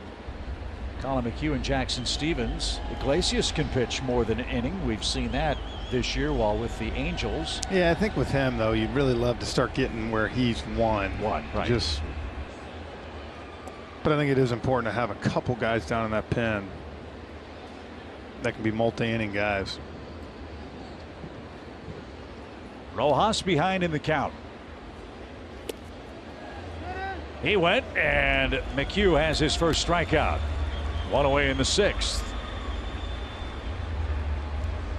Don't forget a doubleheader tomorrow. 1:10 and 7:10 are start times. Ooh, he might have actually held there, but we've seen 3 or 4 check swings. That's the first one that Lance Barksdale's called down at first tonight. Lewin Diaz has a hit. Got pushed off the plate. 1 ball, no strikes.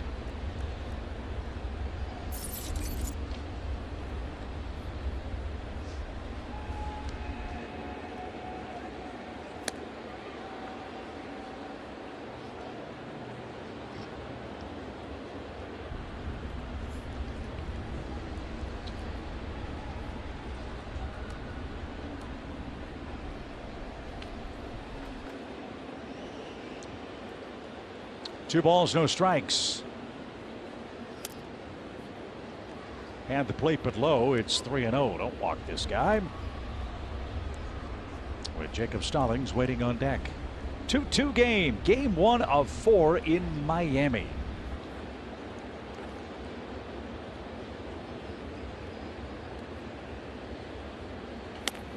And a 4-pitch walk with 1 out. So it's feast or famine for Jacob Stallings. A double and a double play.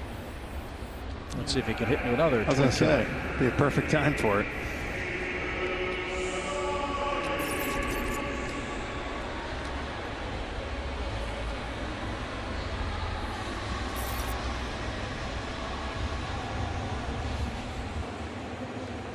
Stallings, a former Pirate.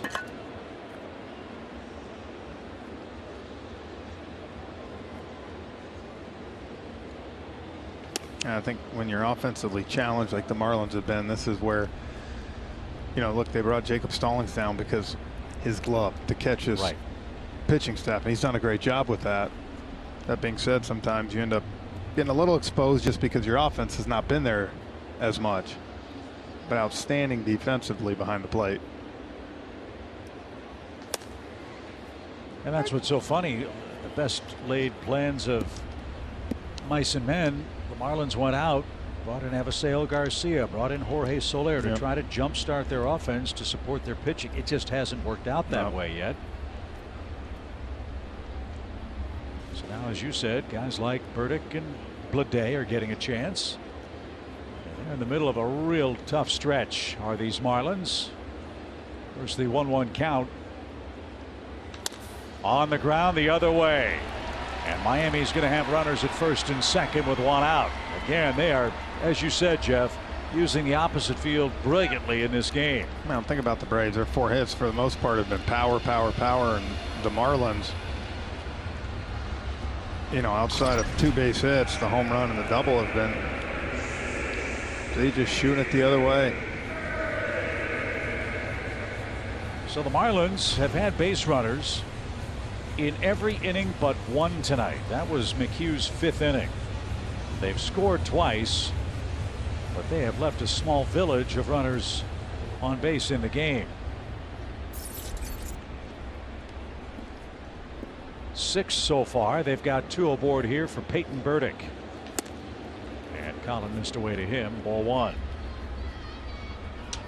That's the thing too, if you're the Marlins, you're in a tough division. That's what I was talking to Miguel Rojas about today. He's like, between the Braves, the Mets, the Phillies, all playing good baseball right now. Yeah, the Marlins are in a month that's as tough as the Braves' 29-game stretch against sub-500 teams was. Easy. Miami has 31 of 36 games against teams that are in playoff contention right now, including the Braves tonight. No chase from Peyton Burdick. 2 balls and a strike.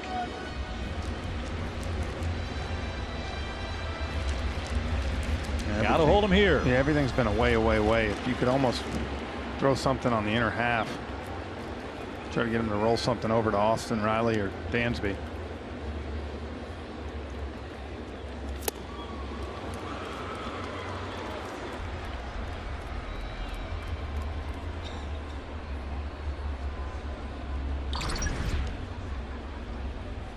Gosh, it's got some late break, doesn't it?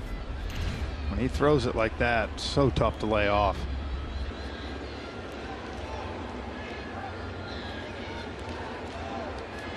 Lewin Diaz is the lead runner at second. Jacob Stallings, the catcher, is the man at first.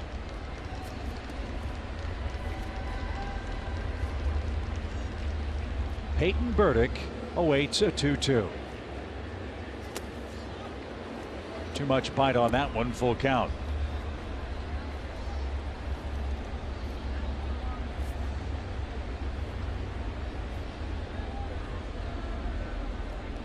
You'd love a double play. Joey Wendell, a veteran hitter, waits on deck.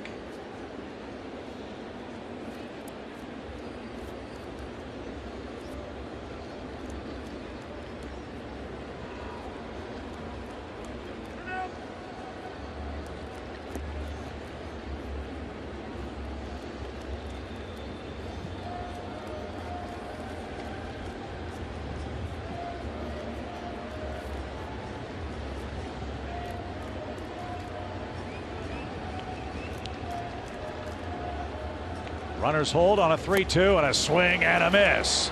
Everything away from Peyton Burdick, and he flails for out number 2.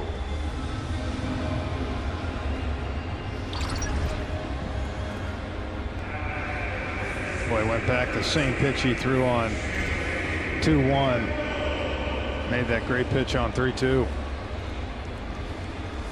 So 2 on, 2 out. Something's wrong with Contreras's. New battery for the pitch comp. Yep. Got to charge it.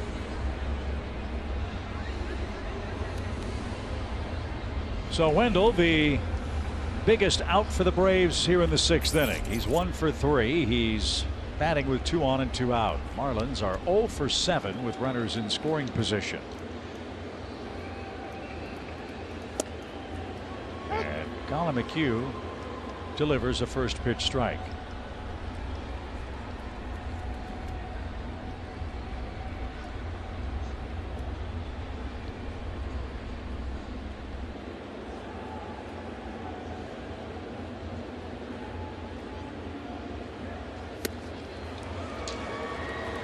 Cutter up in the zone.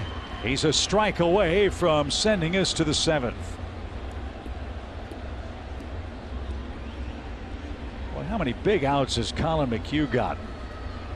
That strikeout of Mark Canha in the early days of the season.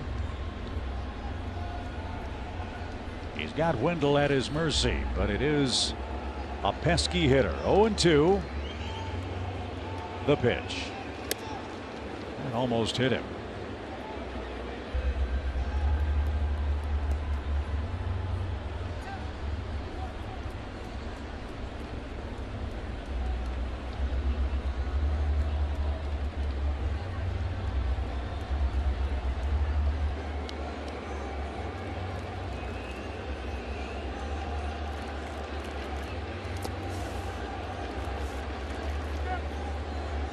Right hand hitting John Birdie waits on deck.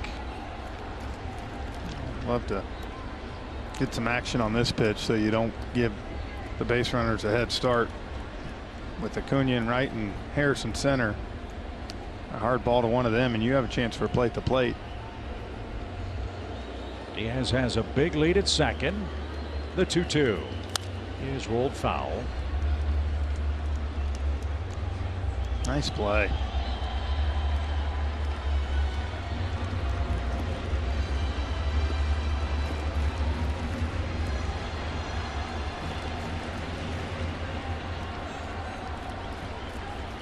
Good game to start the weekend in Miami. Braves 2, Marlins 2. Colin ready. Here it comes. Full count. And now the runners will be moving with 2 outs. Wendell's battled back from 0-2.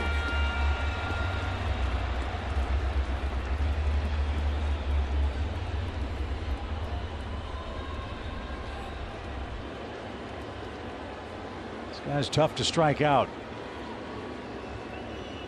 Only 27 strikeouts for Wendell this year in over 200 at bats.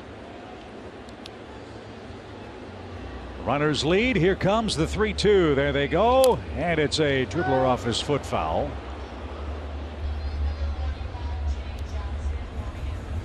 Action has begun in the Braves bullpen. Jay Jackson is up and getting ready. As the pitch count for Colin McHugh is piling up. 25 of them so far in this 6th inning. Strikeout, walk, single, strikeout, and now 3-2 for the Miami third baseman.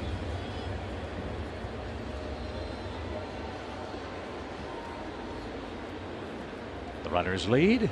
There they go. And the pitch is shot hard to second. Grissom is there, and the inning is over. Colin McHugh with 2 shutout innings, and the Braves go back to work offensively. We're in the 7th.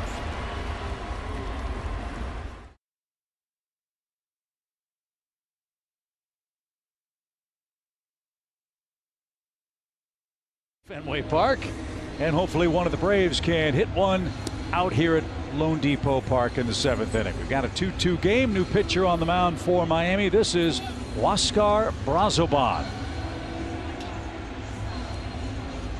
He's pitching in his 6th game, and like so many of these Marlins, Jeff, he's been impressive. Good arms. Yeah, you see they keep bringing people up from Jacksonville down there. 1.17, obviously only 7 2/3 innings, but they like what they've seen from him so far.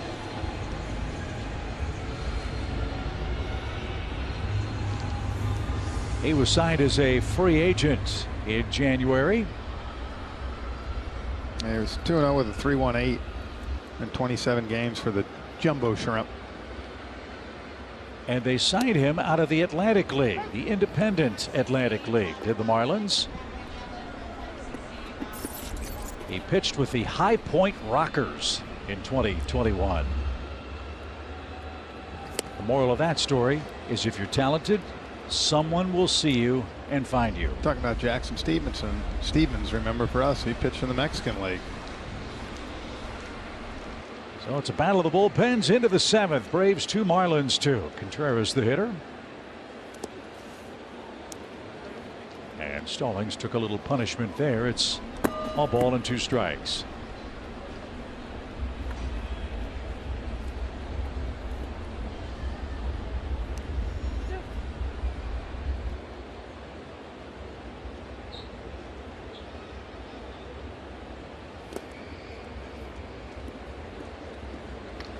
One thing you notice about J.J. Bleday, the Marlins center fielder, he plays shallow. And he's gone back nicely on a couple of balls tonight. Let's see if Contreras can drive one over his head to straightaway center. He's worked himself back to a 2-2 count. Yeah, Riley's taken him back to the wall twice tonight. So he finally decided to pull one down the line and not test him anymore. Missed inside, full count.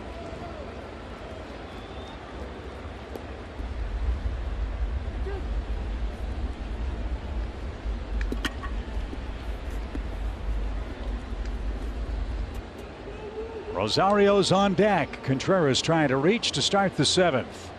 And he swung at ball 4 and rolls to third. Wendell's got that. And there's the first out.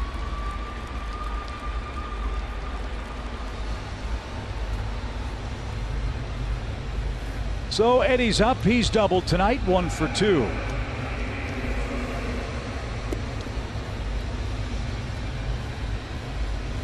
He's got his whole family with him down here in Miami to watch him play in this series with the Marlins.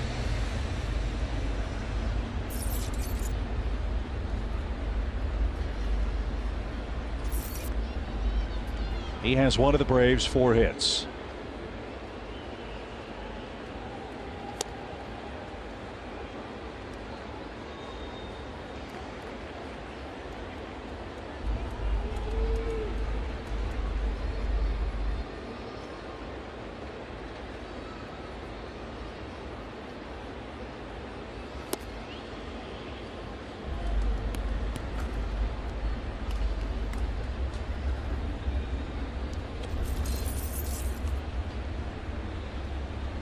Our New Balance fearless approach. That is balance. I love that. It's one of the great stats, I think, to show you the length of this Atlanta offense.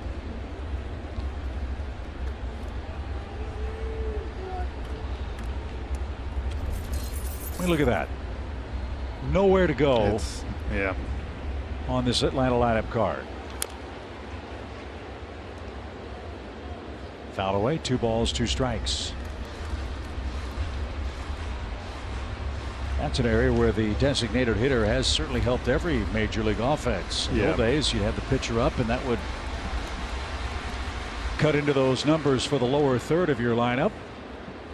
But not so with universal DH, the pitch. Laced into the seats foul, still 2-2.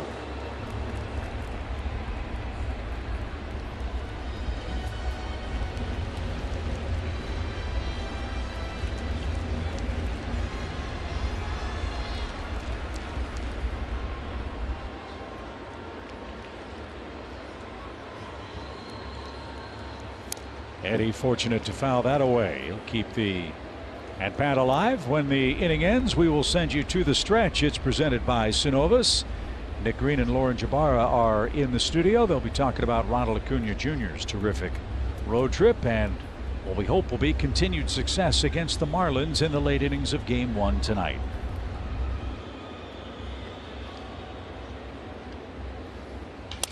Broken bat, little flare, shallow left. It's going to drop in for a hit. 2-hit game for Rosario. The bat goes down a hero. The barrel lying in the infield turf. And there's a start in the Atlanta 7th. Hey, you'll take a broken bat single every time. Right here, ball just going off the plate. Might not even been a strike, and he was able to just throw it over Wendell's head.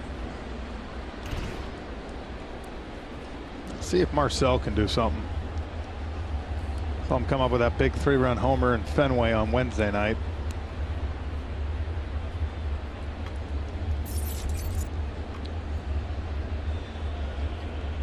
Said it. He has loved hitting down here in Miami. Down low. Ball 1.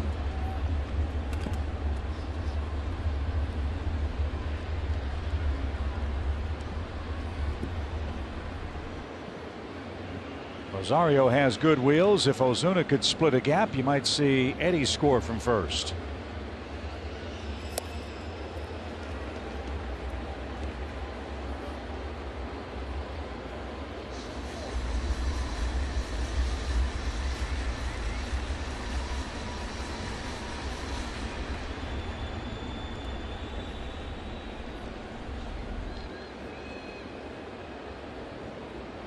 Short lead. So I'm saying everything is just pulling off everything. And that's why when you talked about the stance, watch his front side. Watch how it just, see it? See those hips fly wide open. And that was the same stance we got in 2020 when he hit 328. So for him, it's just staying through the ball. Get blown up one time. You know, don't worry about getting jammed. 1-2 pitch. Fouled away at the plate.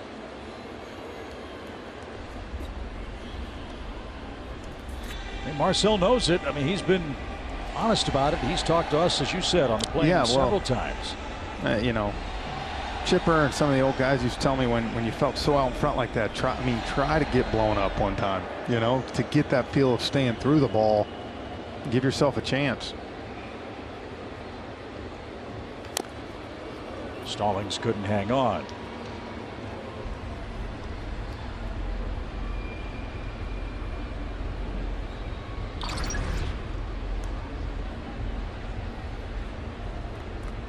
And caught him on the front foot.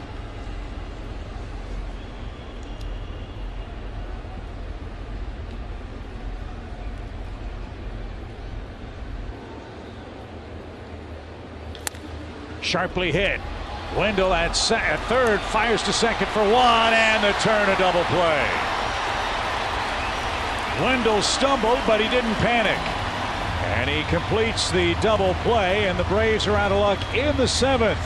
We're still tied 2-2. Game one in Miami.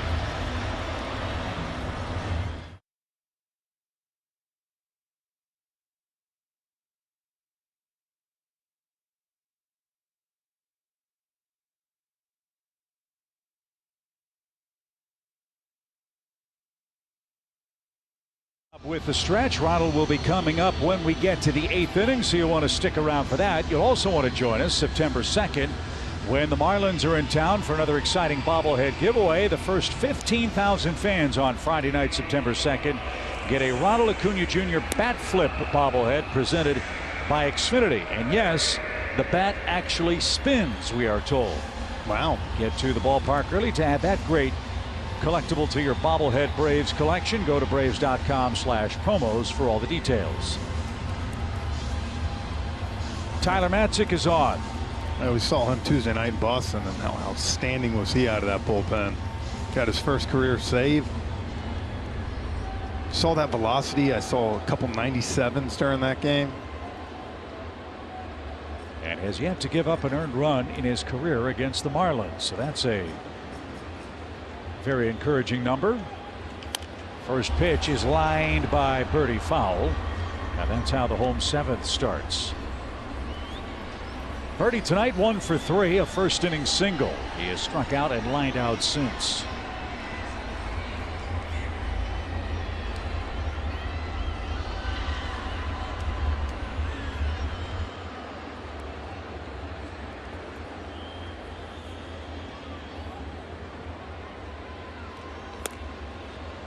Oh. Wanted that one. I think he missed that one. That's a good pitch.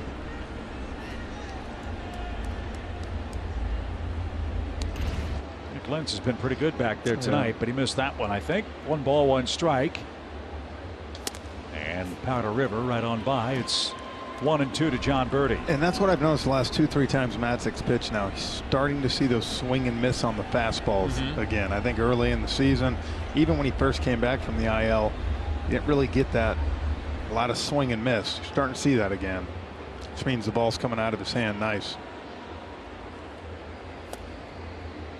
What is that? Because it isn't just velocity. We know hitters can time 93 to 100 if they see it enough. Is there some sort of late life that's coming back for him? It pops. It jumps on you a little bit. Smooth and easy. The 2-2.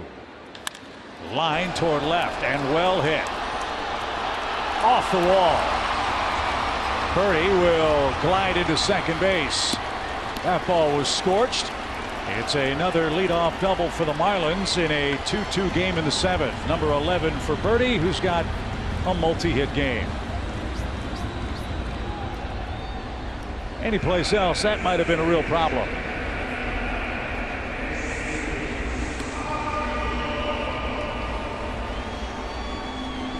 Remember, Marlins had a leadoff double in the 4th inning. Couldn't push that across. They've had base runners in every inning but the 5th tonight. They've left 8 on base with 10 hits. And now Aguilar, the batter, he's 0 for 3. Top of the zone, a strike. Yeah, we saw in the 4th inning, Stallings lead off with a double, and Odorizzi did a good job of being able to keep him at second and give up no damage.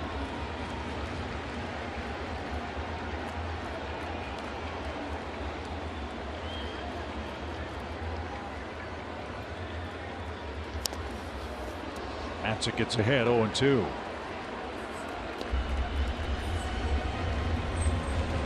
Odorizzi started, went 4, allowed 2 runs. Colin McHugh went 2, had 2 base runners, no runs. Tyler Matzik, the second Atlanta reliever to work tonight.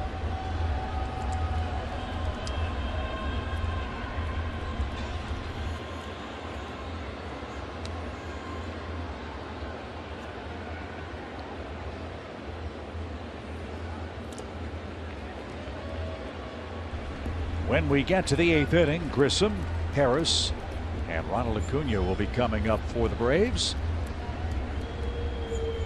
In a game where the great Yogi Berra might have said it has gotten late early. Yeah.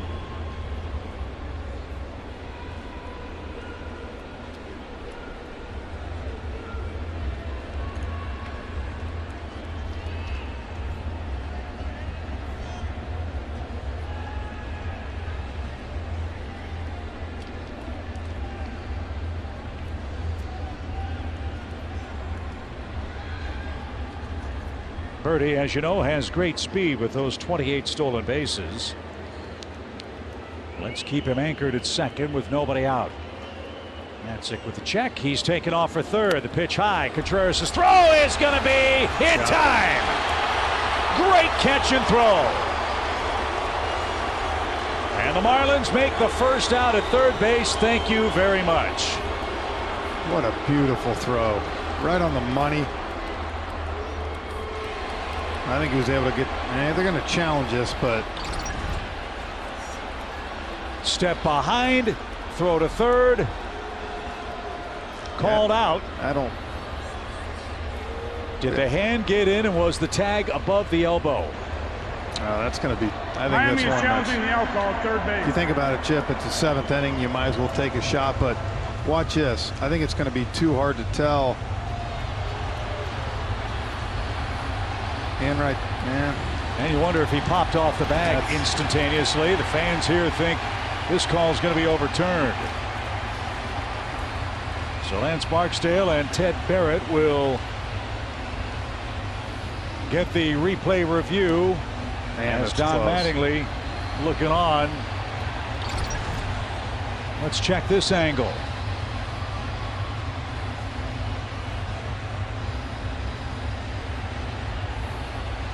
See, that right hand's not on yet. And is the glove touching the wrist? Can you? Is that enough to change it? That's what I'm saying. I don't know if there's enough evidence to overturn it. It's got to be clear, right? Clear and convincing. Oh, thank you. Double word. Not only clear, but convincing. But you're right, Jeff. What a great throw. Verdict in. After review, the call stands. The runner is out. He's out. Miami will lose. Marlins lose the challenge. They lose a runner in scoring position. Birdie is thrown out trying to steal for just the 4th time this year. And Don Mattingly dismayed at that outcome. 1 out. Well, you took a chance, and you've talked about it, that arm of Contreras.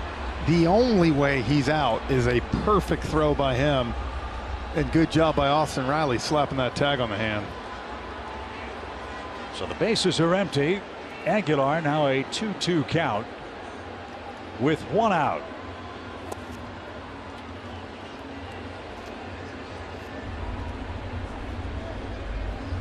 It's always a risky play. I get what you're trying to do, make something happen, but with no outs still, sometimes I get it when there's 1 out. but they've been struggling so badly offensively. Sometimes you force the issue, and on that one it didn't work out. Matzik loses Aguilar, a 1-out walk, and J.J. Bleday, a left-hand hitter, will stand in. Bleday is 0 for 3 in his first look at the Braves staff. Aguilar is going to be taken down for a pinch runner here.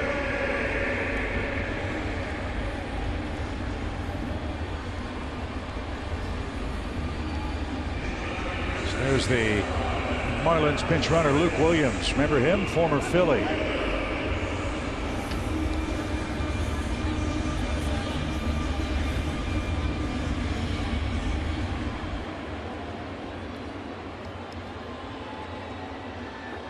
Bleday has struck out, flied out, and bounced out. Williams has a good lead. Not going. And a strike.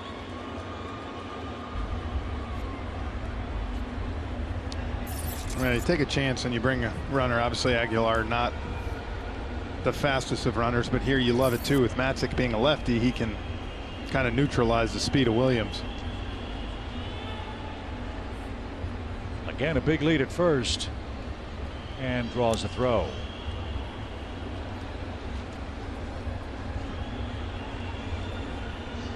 Williams started the year with the Giants. He is 9 out of 12 in stolen base tries. All of those have come with Miami. And again is chased back to first.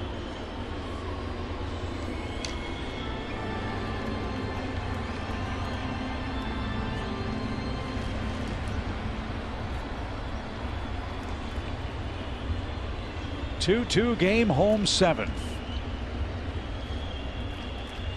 Runner goes, good jump, and the pitch, no chance for Contreras. Williams steals second against the lefty.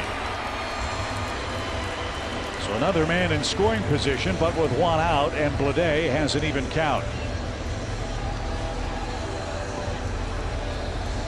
Well, that was a good job after 2 throwovers. The first move there, when he didn't come up slow, he took off, and even if Contreras makes a good throw here, he's not going to get him. So get Bleday with a 1-1 pitch, and he went around 1 and 2.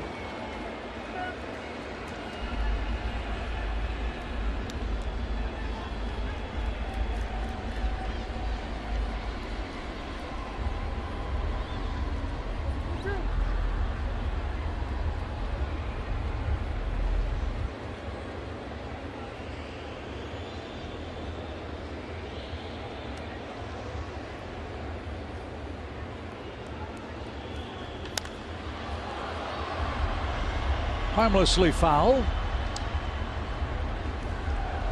And still a ball and 2 strikes.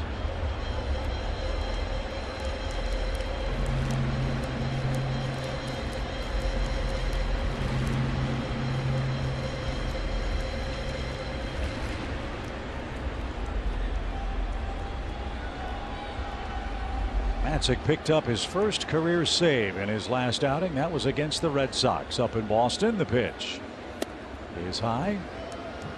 2 balls, 2 strikes. And the way, Jeff, the Braves bullpen is configured down the stretch, you have to be really encouraged about that. Lee, Minter, Matzik from the left side, Jansen, Iglesias.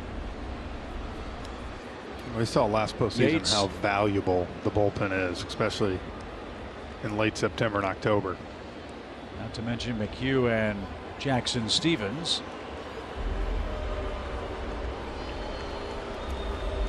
Like to get those guys a lead in the 8th inning and turn it over to the big guns and finish off a win in game 1. Marlins have the go-ahead run in scoring position with 1 out. Matzik with the lefty advantage and an even count. Didn't chase it.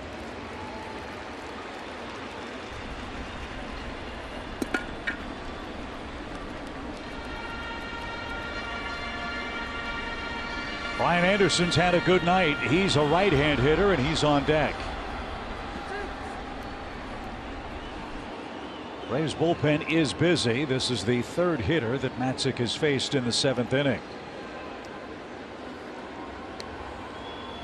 You got right-hand hitters following J.J. Bleday. We'll see how it plays out. The pitch. Struck him out. Matzik gets J.J. Bleday to swing and miss. 2 men are down. Well, good fastball. We kept thinking threw that 2-2 slider on him. We wanted to see him come with that heat. That's what Odorizzi got him on, was that high fastball. And right here, Matzik beats him to the spot. And Anderson, with his hot night, will be intentionally walked. Miami now with 2 on, 2 out. Rojas is the hitter. So Kelly, encouraging innings so far for Tyler Matzik. Well, you guys mentioned the first career save, and I just had a chance to see him the other day and kind of say congrats. And he goes, man, that's been a long time coming. I don't even know that I've had the opportunity since I moved to being a reliever, but just to get that, especially in the game he mentioned. Remember, guys, that was kind of that back and forth contest, to be able to close it out that night for the team. And he goes, I got the ball, I've kept it, but just my journey to come through right then. He goes, that was pretty cool for me. Fly ball right and right at Ronald. Matzik is going to get out of it. And it's amazing to add to Kelly that he, as good as the years he had last year, never had a save. So he got that one, and now he got out of this. 8-9-1 coming up for the Braves in a 2-2 game.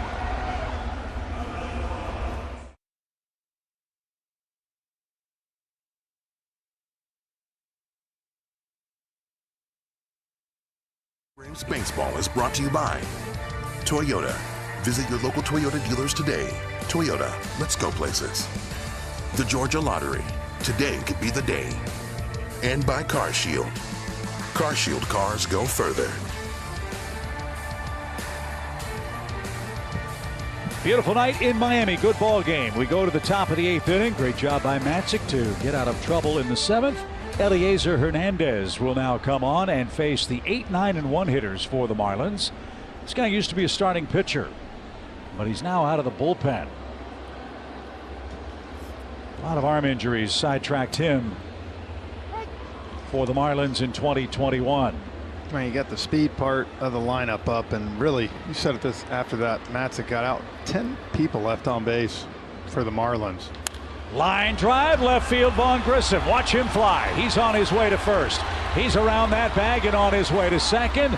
Vaughn Grissom with a leadoff double, and the Braves try to take the lead in the 8th as the kid second baseman has his first big league double.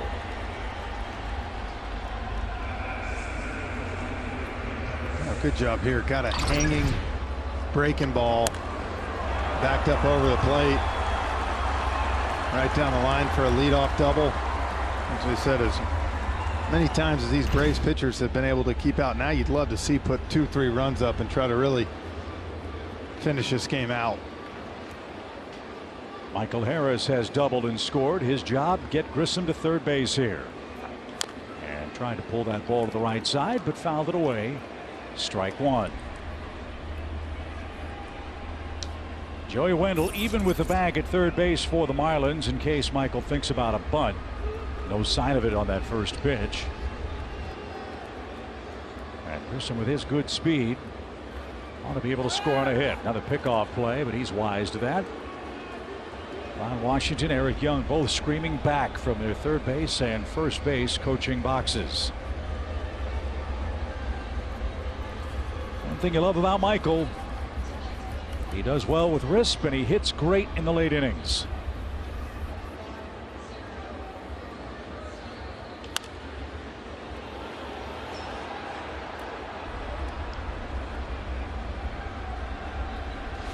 Paid attendance tonight, 10,459. They've seen an entertaining game. The Marlins, with all those men left on base, have allowed the Braves to hang in here. It's 2-2 with a go-ahead run in scoring position with nobody out.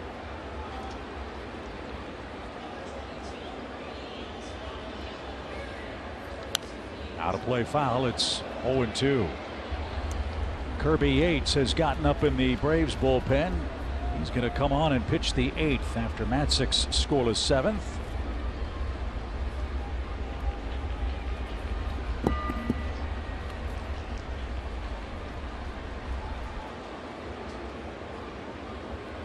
Michael's got some work to do here, down 2 strikes.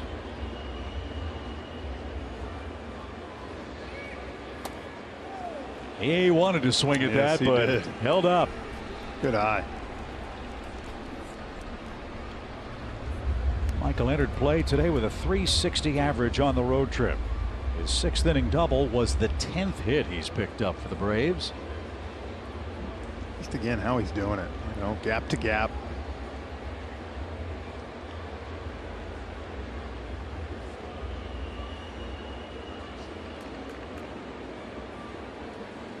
Swing and a drive hammered down the line. Muddy Mike hits the facade of the second deck.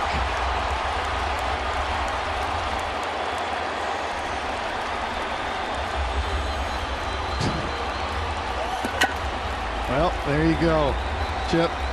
2-2 coming into the top of the 8th, and the 21-year-olds take over with a double.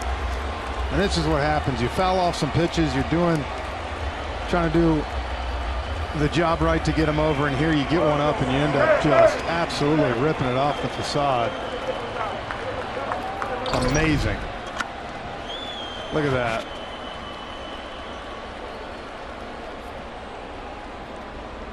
No doubter. Yeah. So for Harris, his 11th home run, the Braves have their first lead. It's a 4-2 score. And now the top of the order looks to add on for Atlanta. Acuna sprays one out of play to the right side. And Jeff, that's a great point. It's one thing to be 21. It's another thing to be 21 and not play like 21. Well, and you just love the fact that they're both contributing like that. What a great at bat. Double the left center gap and now pull the home run. And to do it with 2 strikes. Yeah, that's, you know, it's funny. You get to see Harris in spring training like we do for a few days. You know what I'm saying? You never get to really watch him fully. And then all of a sudden you see him come up and you've heard all about his defense. But again, what I've been so impressed with is offensively his approach. So 2 21-year-old kids have sparked the Braves to their first lead in this game. 3 of the 4 Atlanta runs have come out of the 8 and 9 spot. And so it was Harris who greeted Grissom with his home run in Boston. This time Grissom greeted Michael as he puts the Braves ahead 4-2. And Acuna takes a breaking ball and is out number 1 here in the 8th inning.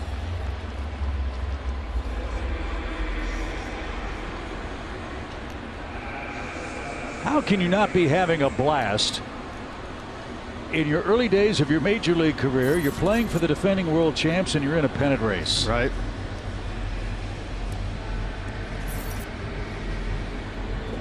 That's the best part of this game, is seeing kids get here and have success, and then you dream and wonder, how far will their talents take them?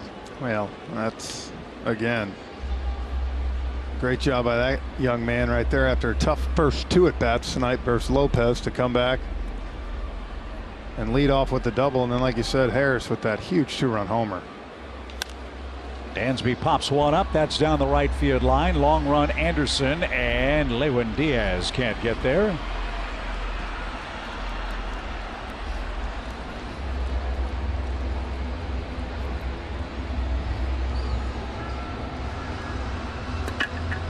Tell you what, we're going to have one heck of a Rookie of the Year race in the National League, just on our own team.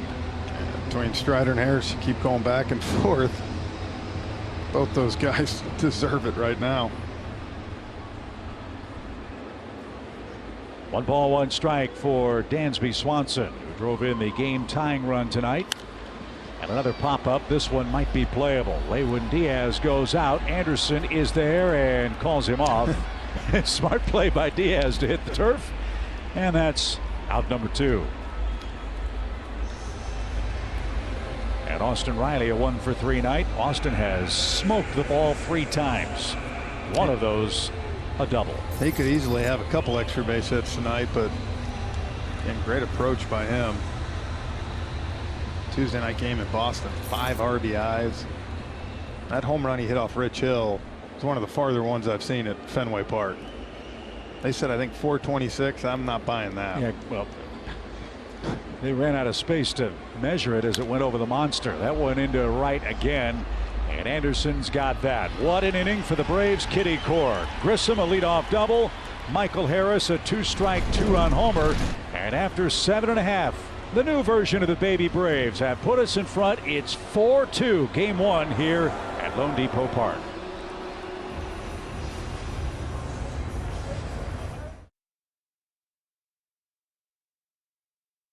Hang around in this game, and Michael Harris made him pay with a 2-run homer. You'll see that on our game summary brought to you by Green Machine. Yeah, great job tonight, Michael Harris. One of the better bats we've seen with that big 2-run homer. And really credit the Braves pitching staff tonight. I mean, they have allowed some runners on, but they have pitched out of trouble. They were able to keep the Marlins to 2 runs through 7. As you said, 10 left on base, and the offense just slowly kept coming. And now you got a 4-2 lead, and Kirby Yates on the mound. So Michael Harris, one of the Braves' hitting heroes with 2 extra base hits, and now Kirby Yates will make his second appearance. Kelly, I know this is an emotional time for Kirby. Yeah, last time out, his first big league appearance in almost 2 years. We've kind of talked about it, right? 724 days since he'd last pitched, 2 Tommy John surgeries, and admitted after the game, you know, I didn't even really know if it was reality pitching again in a major league game, but the only thing he could compare it to, maybe making your debut, but he goes, I was way more emotional in that moment than I've ever been in a baseball game. And to be honest, he said to me, I'm glad that's over, because now I can just work on getting the rustiness off, and I wouldn't be here if I didn't think I could be an elite reliever once again. He goes, I don't even think I would have gone through the surgery and everything it took to get back here, but very emotional. Talked to him for a long time today, guys, and that's going to be on Braves Live tomorrow, that full interview. It was really, really good. He's a very genuine, honest, and you can tell that this journey to get back here has been something else for him. Well, we can't wait for that, Kelly. As Kirby Yates, an all-star 3 years ago, 41 saves, led everybody in the major leagues. And he's trying to set it up for Atlanta here in the 8th inning. Well, that was the thing. When they signed him to that 2-year deal, you knew the first year you're going to get him back at some point like this, and you're hoping that he is somewhat, even the Kirby Yates we saw, he was so good, but give him credit to go through 2 times of that and still keep fighting. Gotta love to see a guy like this out there doing that. He gets Lewin Diaz to swing and miss, 2-2. You know, you think about guys like that, Johnny Venters. Remember Johnny going through 3 Tommy Johns. You know, when it happens, those guys right away, they know that's a year. You know, I mean, that, and it's a lot of rehab time. So for him, you know, just to be back out here is good, but then to be able to pitch, he's got great stuff. 2 balls, 2 strikes. And upstairs. Well, if you look again at this Braves bullpen, Yates can close, Minter can close, Matzik can close, Jansen, Iglesias are all guys with closer stuff. Heck, Dylan Lee could probably do it if he had to. As a 3-2 pitch is on the way, and Diaz on the ground. Olson's got that. Broke his bat. Fair ball. 1 out. So Diaz 1 for 3 is the first out in inning number 8. Before we get back to the action, let's take a quick message from Landmark. To celebrate our 40th anniversary, Landmark announces 40 days to save. Nobody beats the Giant. Nobody. Always the best deal. Always. Jacob Stallings is the hitter. Stallings has a 2 for 3 night. So Yates, who made his debut in the 7th inning in Boston and retired 1 batter, has done the same here in the 8th inning of a 4-2 Braves game.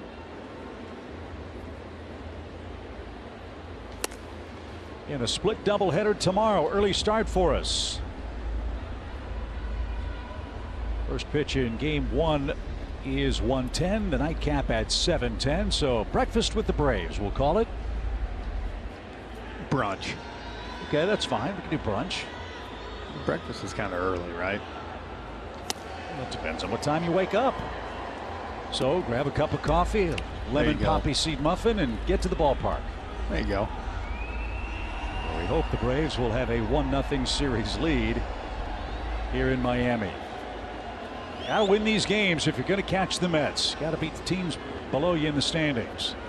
Hasn't been easy with the Marlins, as this one is cracked toward left and pretty deep. Rosario back up against the wall. It's high off the fence. Nicely backed up by Harris. Stallings will chug into second, and he's got a 3-hit night. So that's 2 balls hit by the Marlins into left center in this game that would have been trouble just about anywhere else. Here, they're doubles. You said it, that's the big part of the park. And you can see that one just kind of floated away from Yates, but that's the second or third ball we've seen hit high off that wall tonight. And again, another runner at second. Let's see if the Braves pitchers can get out of it again.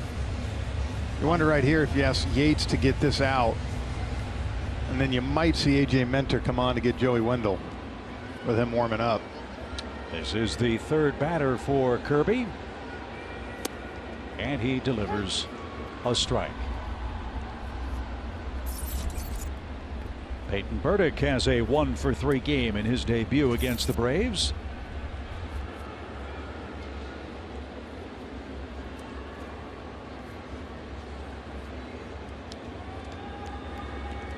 Miami's out hit us 11-7, but haven't been able to get many big hits.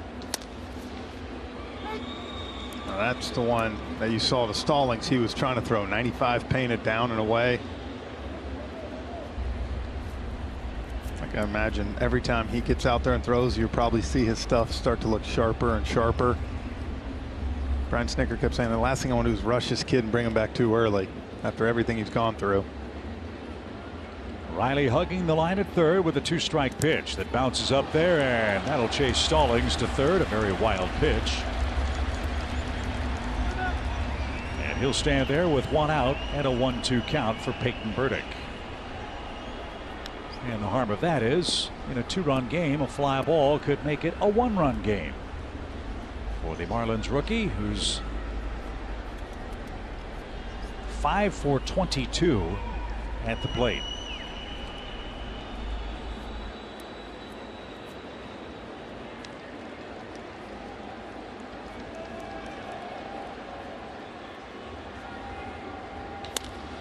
That's headed for the corner and left. And that's off the base of the wall. Burdick is on his way to second. Throw there, and just a little late. So back-to-back doubles for Miami. Jacob Stallings scores, and it's a 4-3 game. And that's going to be all for Kirby Yates. So he faces 3 batters, retired the first one, but the Marlins have touched him for a run.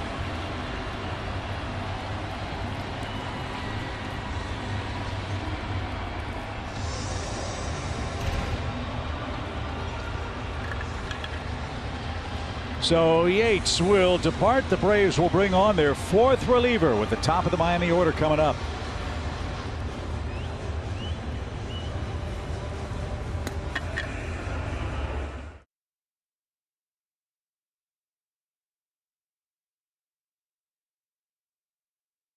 Friday Night Showdown, presented by Kaiser Permanente.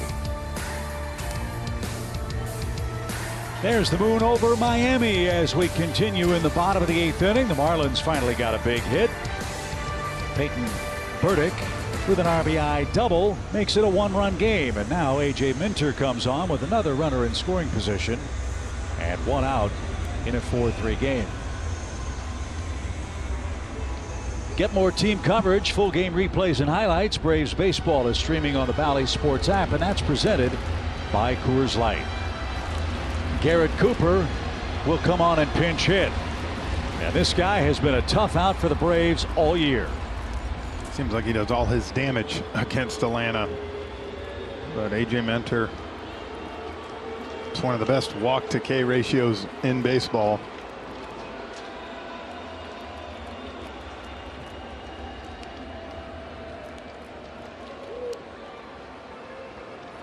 Garrett Cooper, a first-time All-Star. Swung for the fences and didn't get it. Maybe we're seeing him at the right time. Over the last 20 games Garrett Cooper has played, Jeff, he is 6 for 60. Which, when we see him play us, it's like, how? It's like he's 60 for 60, right? So So he's the key man in the inning. Runner at second and 1 out, 1-run game. It does go show you how hot he was, though, because he's 6 for his last 16. He's still hitting 274. But that first fastball by AJ was able to throw it right by him. Cooper is third on the Marlins club in RBIs. And to tell you how things have gone, this is game 112 for the Marlins. Jazz Chisholm's played in 60 of them. He still leads their team in homers and runs batted in. But this man is a dangerous hitter. Minter's done his job. He's gotten ahead of him 1-2. Well, I like him staying away too so far. Some good changeups, fastballs. Swing and a miss. Cooper is retired. There's the second out. Well, he just reared back on that 97 and threw it right by him. Trying to go up, you see. Missed his spot, but the velocity was enough to get it right by Cooper.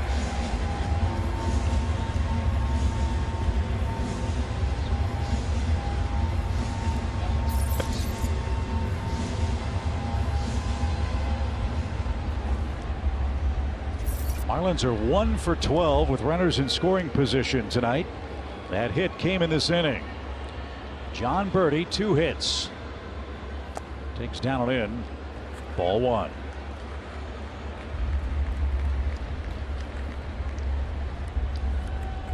After Birdie, you've got Williams. Remember, Williams came on as a pinch runner in the Marlins 7th.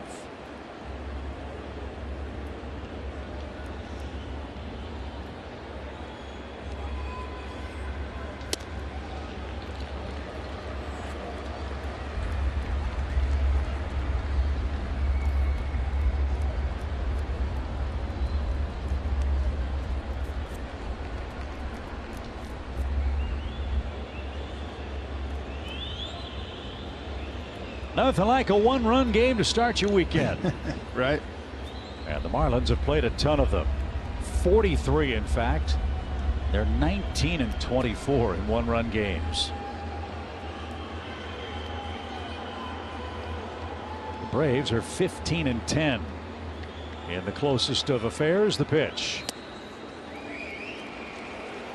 Ooh, that was close. 3-0. When you think about the Braves tonight, really been out hit 12-7. Difference is 6 of those 7 hits by the Braves. See, maybe inside close, but 6 of the 7 hits for the Braves, extra base hits. 4 doubles and 2 homers. Don't give in to this guy. 3 balls, no strikes. Made him throw a strike, and it was perfectly placed.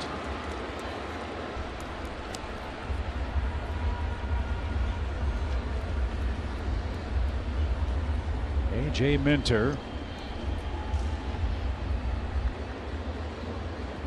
is in his 52nd game. The 3-1 pitch. Little pop right at Grissom, who says he's got it. No problem, and A.J. Minter puts out the fire in the 8th inning. Miami gets 1, but the Braves still lead as we go to the 9th.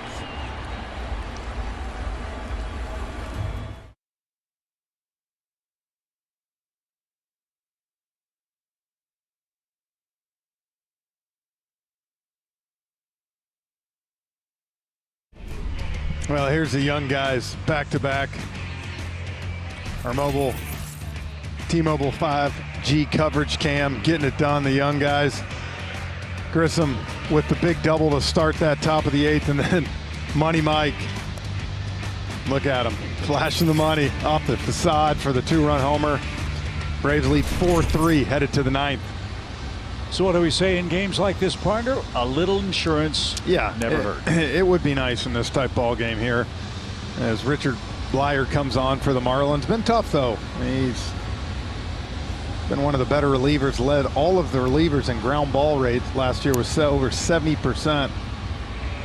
He's going to come on here to get the 2 lefties with Olsen and Rosario. Blyer came over from the Orioles in August of 2020. And Luke Williams takes over at third base. That's the other defensive change for Miami. As it'll be a lefty-lefty matchup in the ninth with Matt Olson leading off. Olson with a solo home run, the first run for the Braves. It came in the fourth inning. Atlanta's hit 2 homers tonight. A solo shot from Matt and Michael's 2-run homer. And out of play foul. And the ninth inning is underway. Braves are trying to win their 6th game in 10 tries against Miami. Also hoping to gain some ground on the Mets, who are tied 1-1 with the Phillies in the 10th. A hopper hit towards second. Olson hustling down the line is retired, 1 away. So William Contreras is coming up. He'll try for his first base hit in the 9th inning. But first, a quick word from Truist. Jessica was born to care. That's my best friend. She don't need no. Miss Hogan's class? It's Atlantis. Today, she's a teammate at Truist, the bank that starts with care. William robbed on a great play at short in the 2nd inning. He is struck out and grounded to third. Oh, and a generous strike. 1-1. Excuse me, 0-1 is the count for the Braves catcher.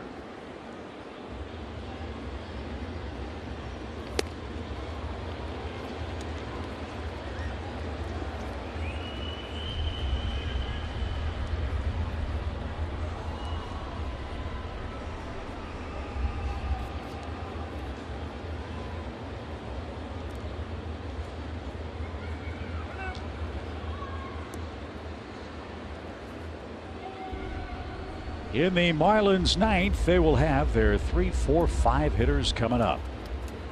It's 4-3.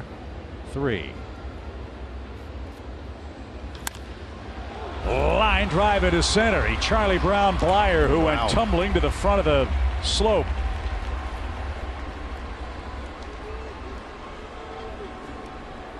So Contreras has a 1-for-4 night. He's got a 3-game hit streak. And that was close. Right.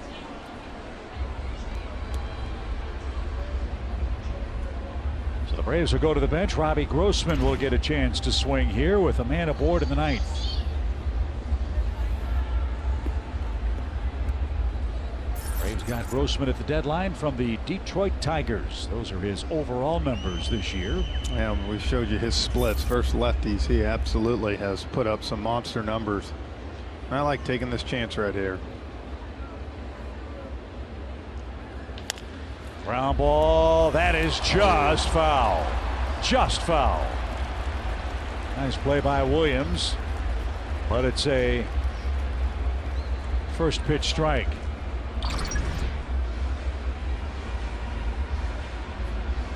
Yep, just foul. Good call by the veteran umpire, Ted Barrett. Good play, though, too. Grossman's got a couple of hits with the Braves, but that doesn't tell the whole story. He stung the ball hard 3 or 4 times. Rich Hill the other night, remember, he had 2 bullets. Both of them were caught.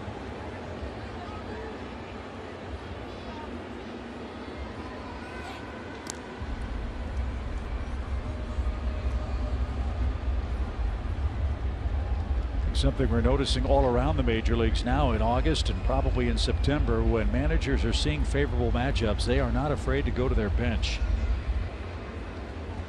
And Snit's doing that here in the 9th with a man aboard. And up and away. 1 ball, 1 strike. Well, the Braves aren't a team that's going to platoon much, you know, but I think this is a good platoon. And the fact of, like you said, if you look at Grossman's numbers, he's going to give you a good chance, opportunity in this position right here, and then you put him in the outfield, you're not going to lose anything from a defensive standpoint.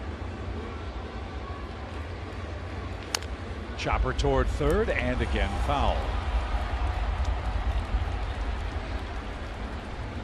So Grossman playing pepper with Luke Williams over at third base. Heads back to the dish with a 1-2 count. Marcell Ozuna waits on deck.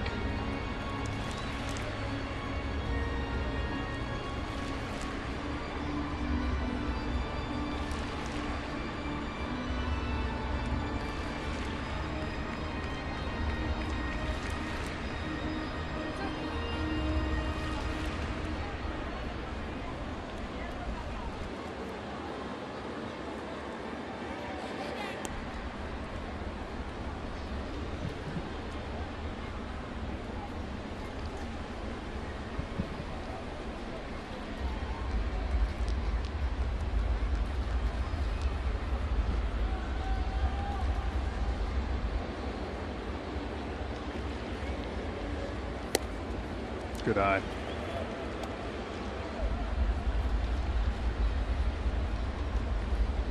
A little surprised over at third. Williams, for as much as Grossman's been pounding that ball down the lines, playing pretty far off there. Let's see if Robbie can guide one inside the chalk and chase home Contreras. The 2-2. Full count. What do you do here? Send the runner? I actually would, because I think this is a good matchup for Grossman. I see him putting the ball in play. You know, maybe you get some action on the bases, he can sneak one through, and if not, you know, if Contreras makes it, you at least got another guy in scoring position for Ozuna. Not going, and fouled back.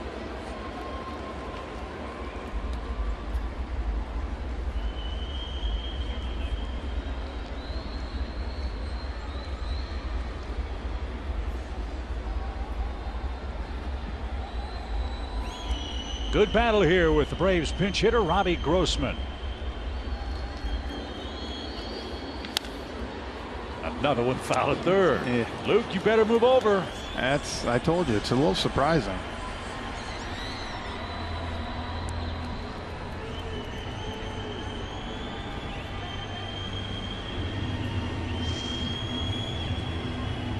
Well, the good thing for Robbie right now is he's shown Blyer he's on every pitch of his. So Blyer's going to have to make a quality pitch if he wants an out here.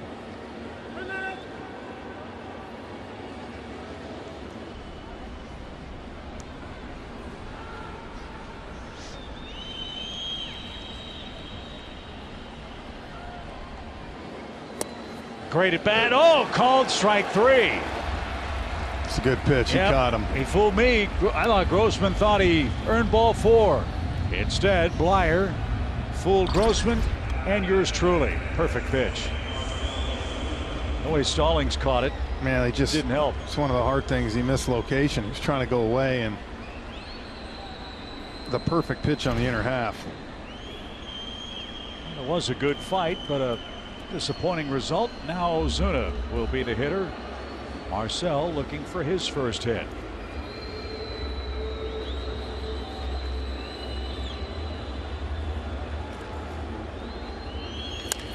Ground ball the other way. That's an encouraging sign.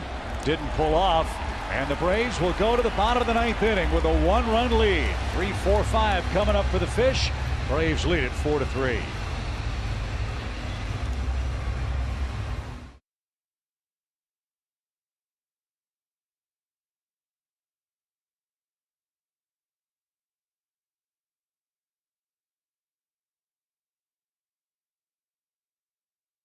The 9th inning, the Braves enjoy a 4-3 lead. Robbie Grossman stays in the game. He'll play left for Atlanta. And Kenley Jansen will come on and try to save the day for the Braves and get the weekend off to a good start. Yeah, see 23 career games versus Miami. Kenley, perfect 14 of 14 with a 111. Going for save number 25. For the big righty. So the Braves have gone 5 deep in the bullpen after Jake Odorizzi's start. McHugh 2 innings, Matzik 1, Yates a third of an inning, Minter 2/3, and now Kenley Jansen, we hope, has a clean 1-2-3 bottom of the 9th inning. He's got the 3-4-5 hitters coming up. Williams, Bleday, and Brian Anderson are scheduled for Don Mattingly's Marlins.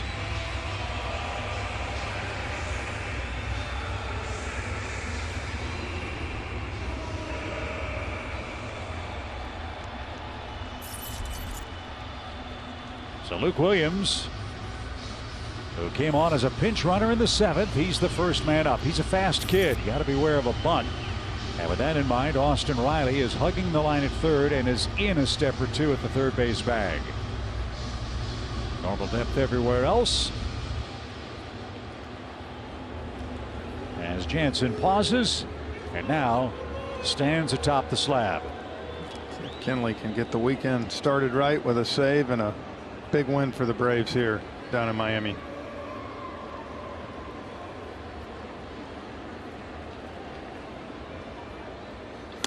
Kenley Of his 24 saves, he has 1 save of 1 run this year. He'll try to double that here tonight.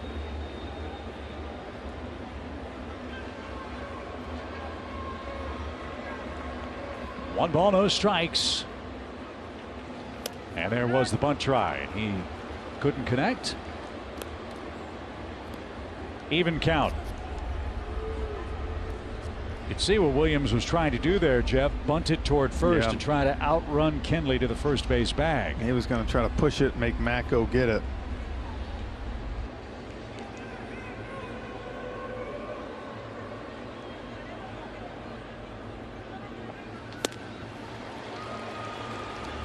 High heat, 1-2.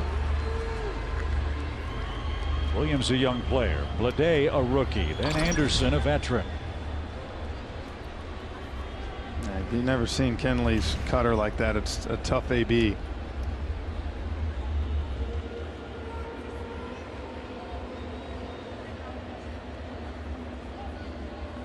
Swing and a miss. Williams is out number 1.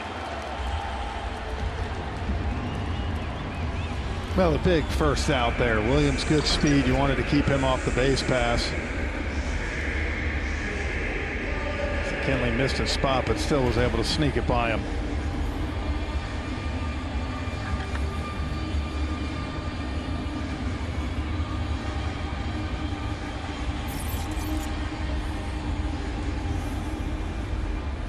So Blade, the hitter, he has struck out twice.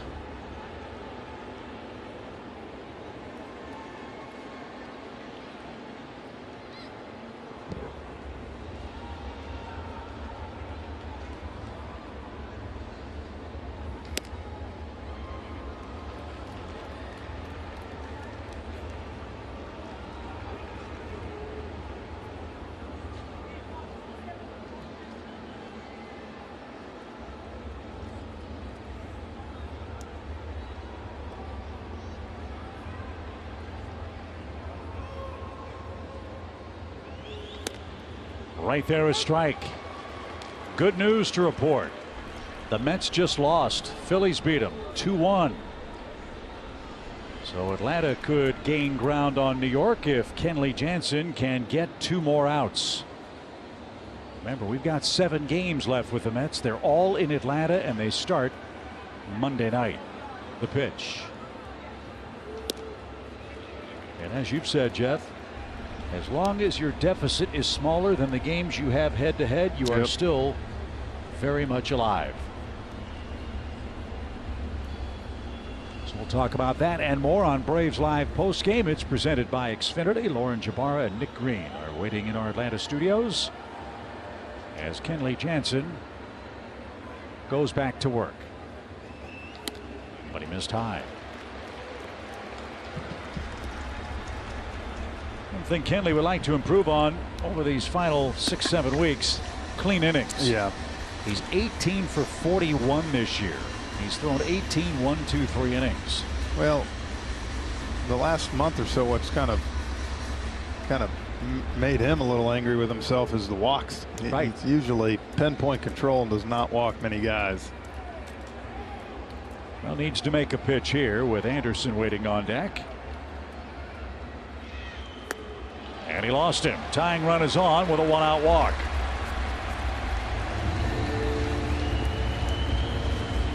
Let's take a look at our Verizon projected starters. Again, a day-night doubleheader tomorrow here in Miami. Don't know the order of how the Braves will line up. Ian Anderson is the projected starter for Game 1, but there's no guarantee that that'll happen. The Braves and Marlins have not announced the order of who will pitch, but it looks like Ian will get an assignment in this series. And from one Anderson to another, here is Brian Anderson, who has a homer, a single, and has walked. Yeah, he's probably put the best ABs up of all the Marlins hitters tonight.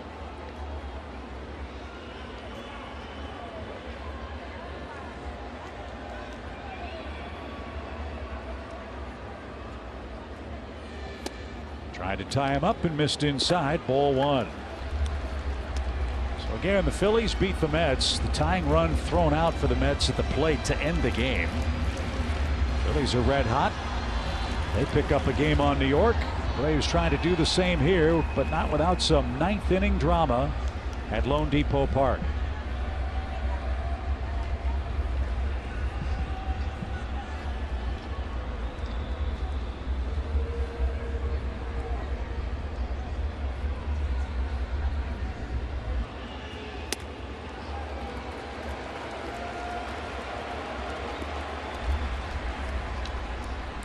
Kenley pitching Anderson carefully with good reason. Bryant is 2 for 3 with a double against him head to head.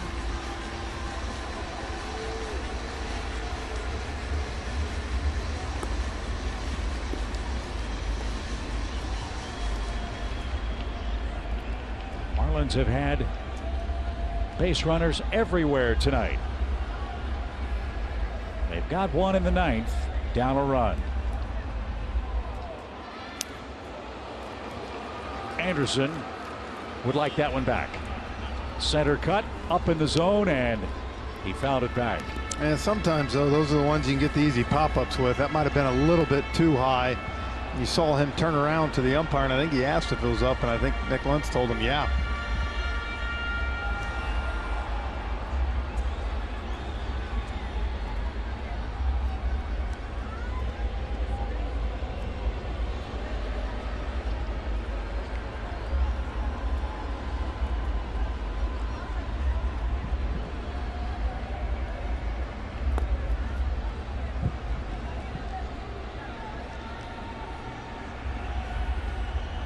So 2 balls and a strike for Anderson. The pitch. Popped up right side, curling toward the stands. Olsen gives chase and won't have a play.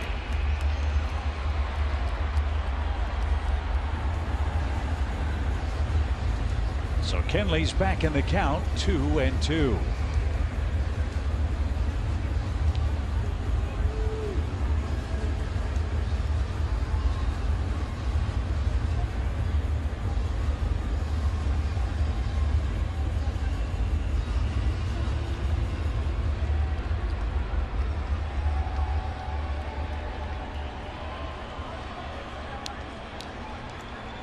The big right-hander is ready with 1 out.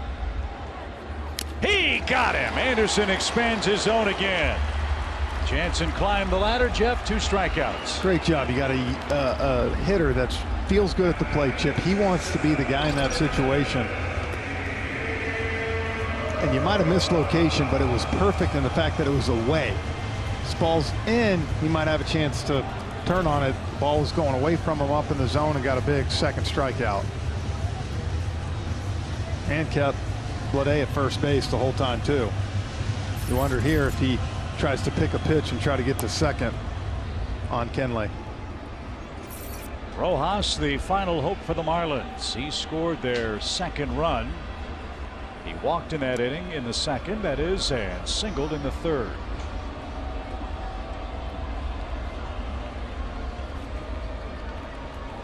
A win tonight evens the road trip record at 4 up, 4 down. We lead 4-3 in the 9th.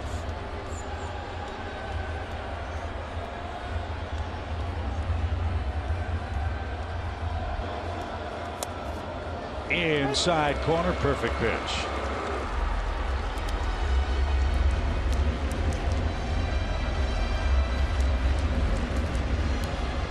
See Rojas shaking his head. He might have wanted that pitch back. You know, he's seen Jansen miss up in the zone, so I think he was thinking maybe take a pitch, get in the count. It might have been a good pitch for him to go on.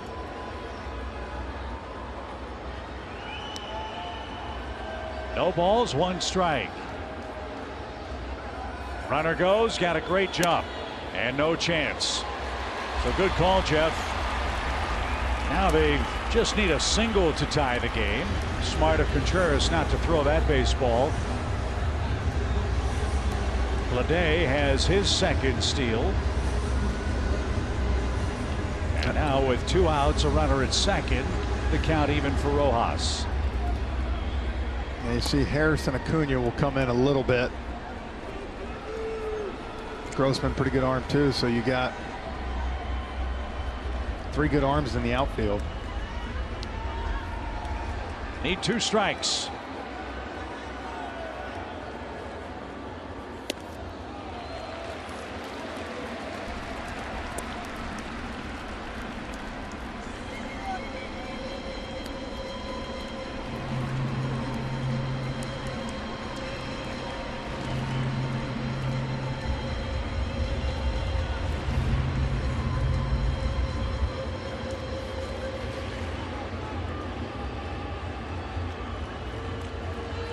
Lewin Diaz, the next hitter. We want to see him tomorrow. 2 balls, 1 strike. High drama in the home ninth.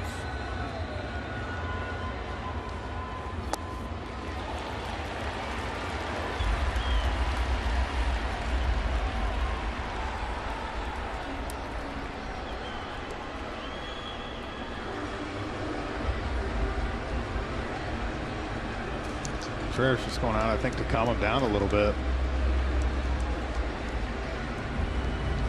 18 pitches for Kenley Jansen. Braves have not used Iglesias tonight. He had pitched in the last 3 Braves games in a row. So I'm assuming he was unavailable even with the off day. Yeah, I would think, you know, when you get into a day-night doubleheader tomorrow and stuff, you know, Smith and Craney, I'm sure today kind of we'd like to use him and we'd like to save him. So with your closer out on the mound, you'd like to get this one right here. Be careful here, 3-1. And he'll start with a fresh set of strikes with Lewin Diaz. Jansen with 2 strikeouts, 2 walks, and Jeff, to your point, that's kind of been the sequence for Kenley Jansen here over the last 4 or 5 weeks. And he'll draw a visit from Rick Kranitz. Yeah, sorry, Chip. And I think the one thing I'm sure that's frustrating for him is, like I said, the MO on him in his career has been he doesn't walk people. You got to get hits, and here we are tonight. Hopefully, though, he'll follow the script on what he's done. Strikeout, walk. But very unlike Kenley to see 2 walks in a game.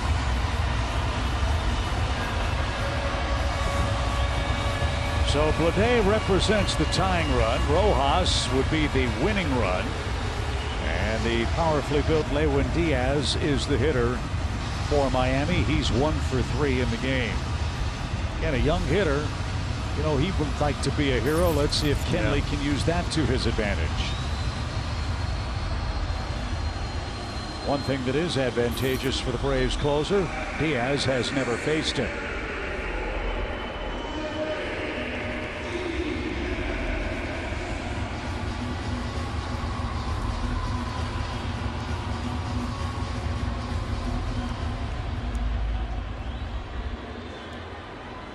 Olsen hugs the line at first. Grissom at the cut of the artificial turf at second. Dansby moves him a little closer to second. And the pitch on the way is a called strike. Yeah, only the second time this year that Kenley's walked 2 guys in an inning.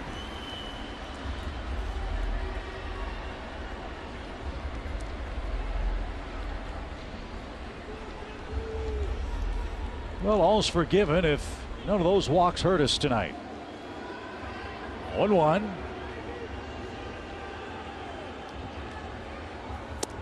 And he didn't chase it. It's an even count.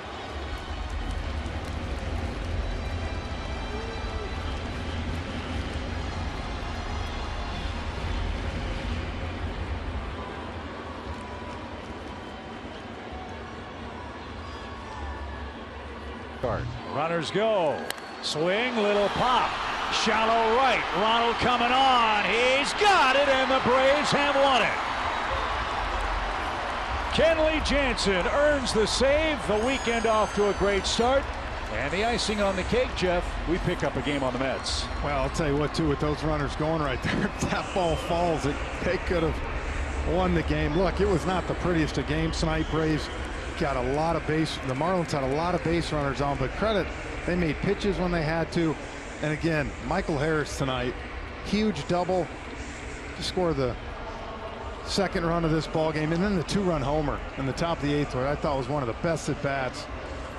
You know what? A win's a win. You got a day-night doubleheader tomorrow, and you got a nice 3-game winning streak going on.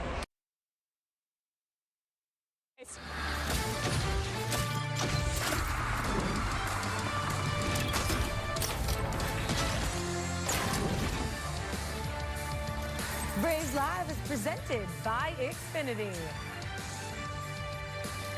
Happy Friday. The Atlanta Braves take game 1 of 4 in the Sunshine State, 4-3 against the Miami Marlins. This is Braves Live postgame.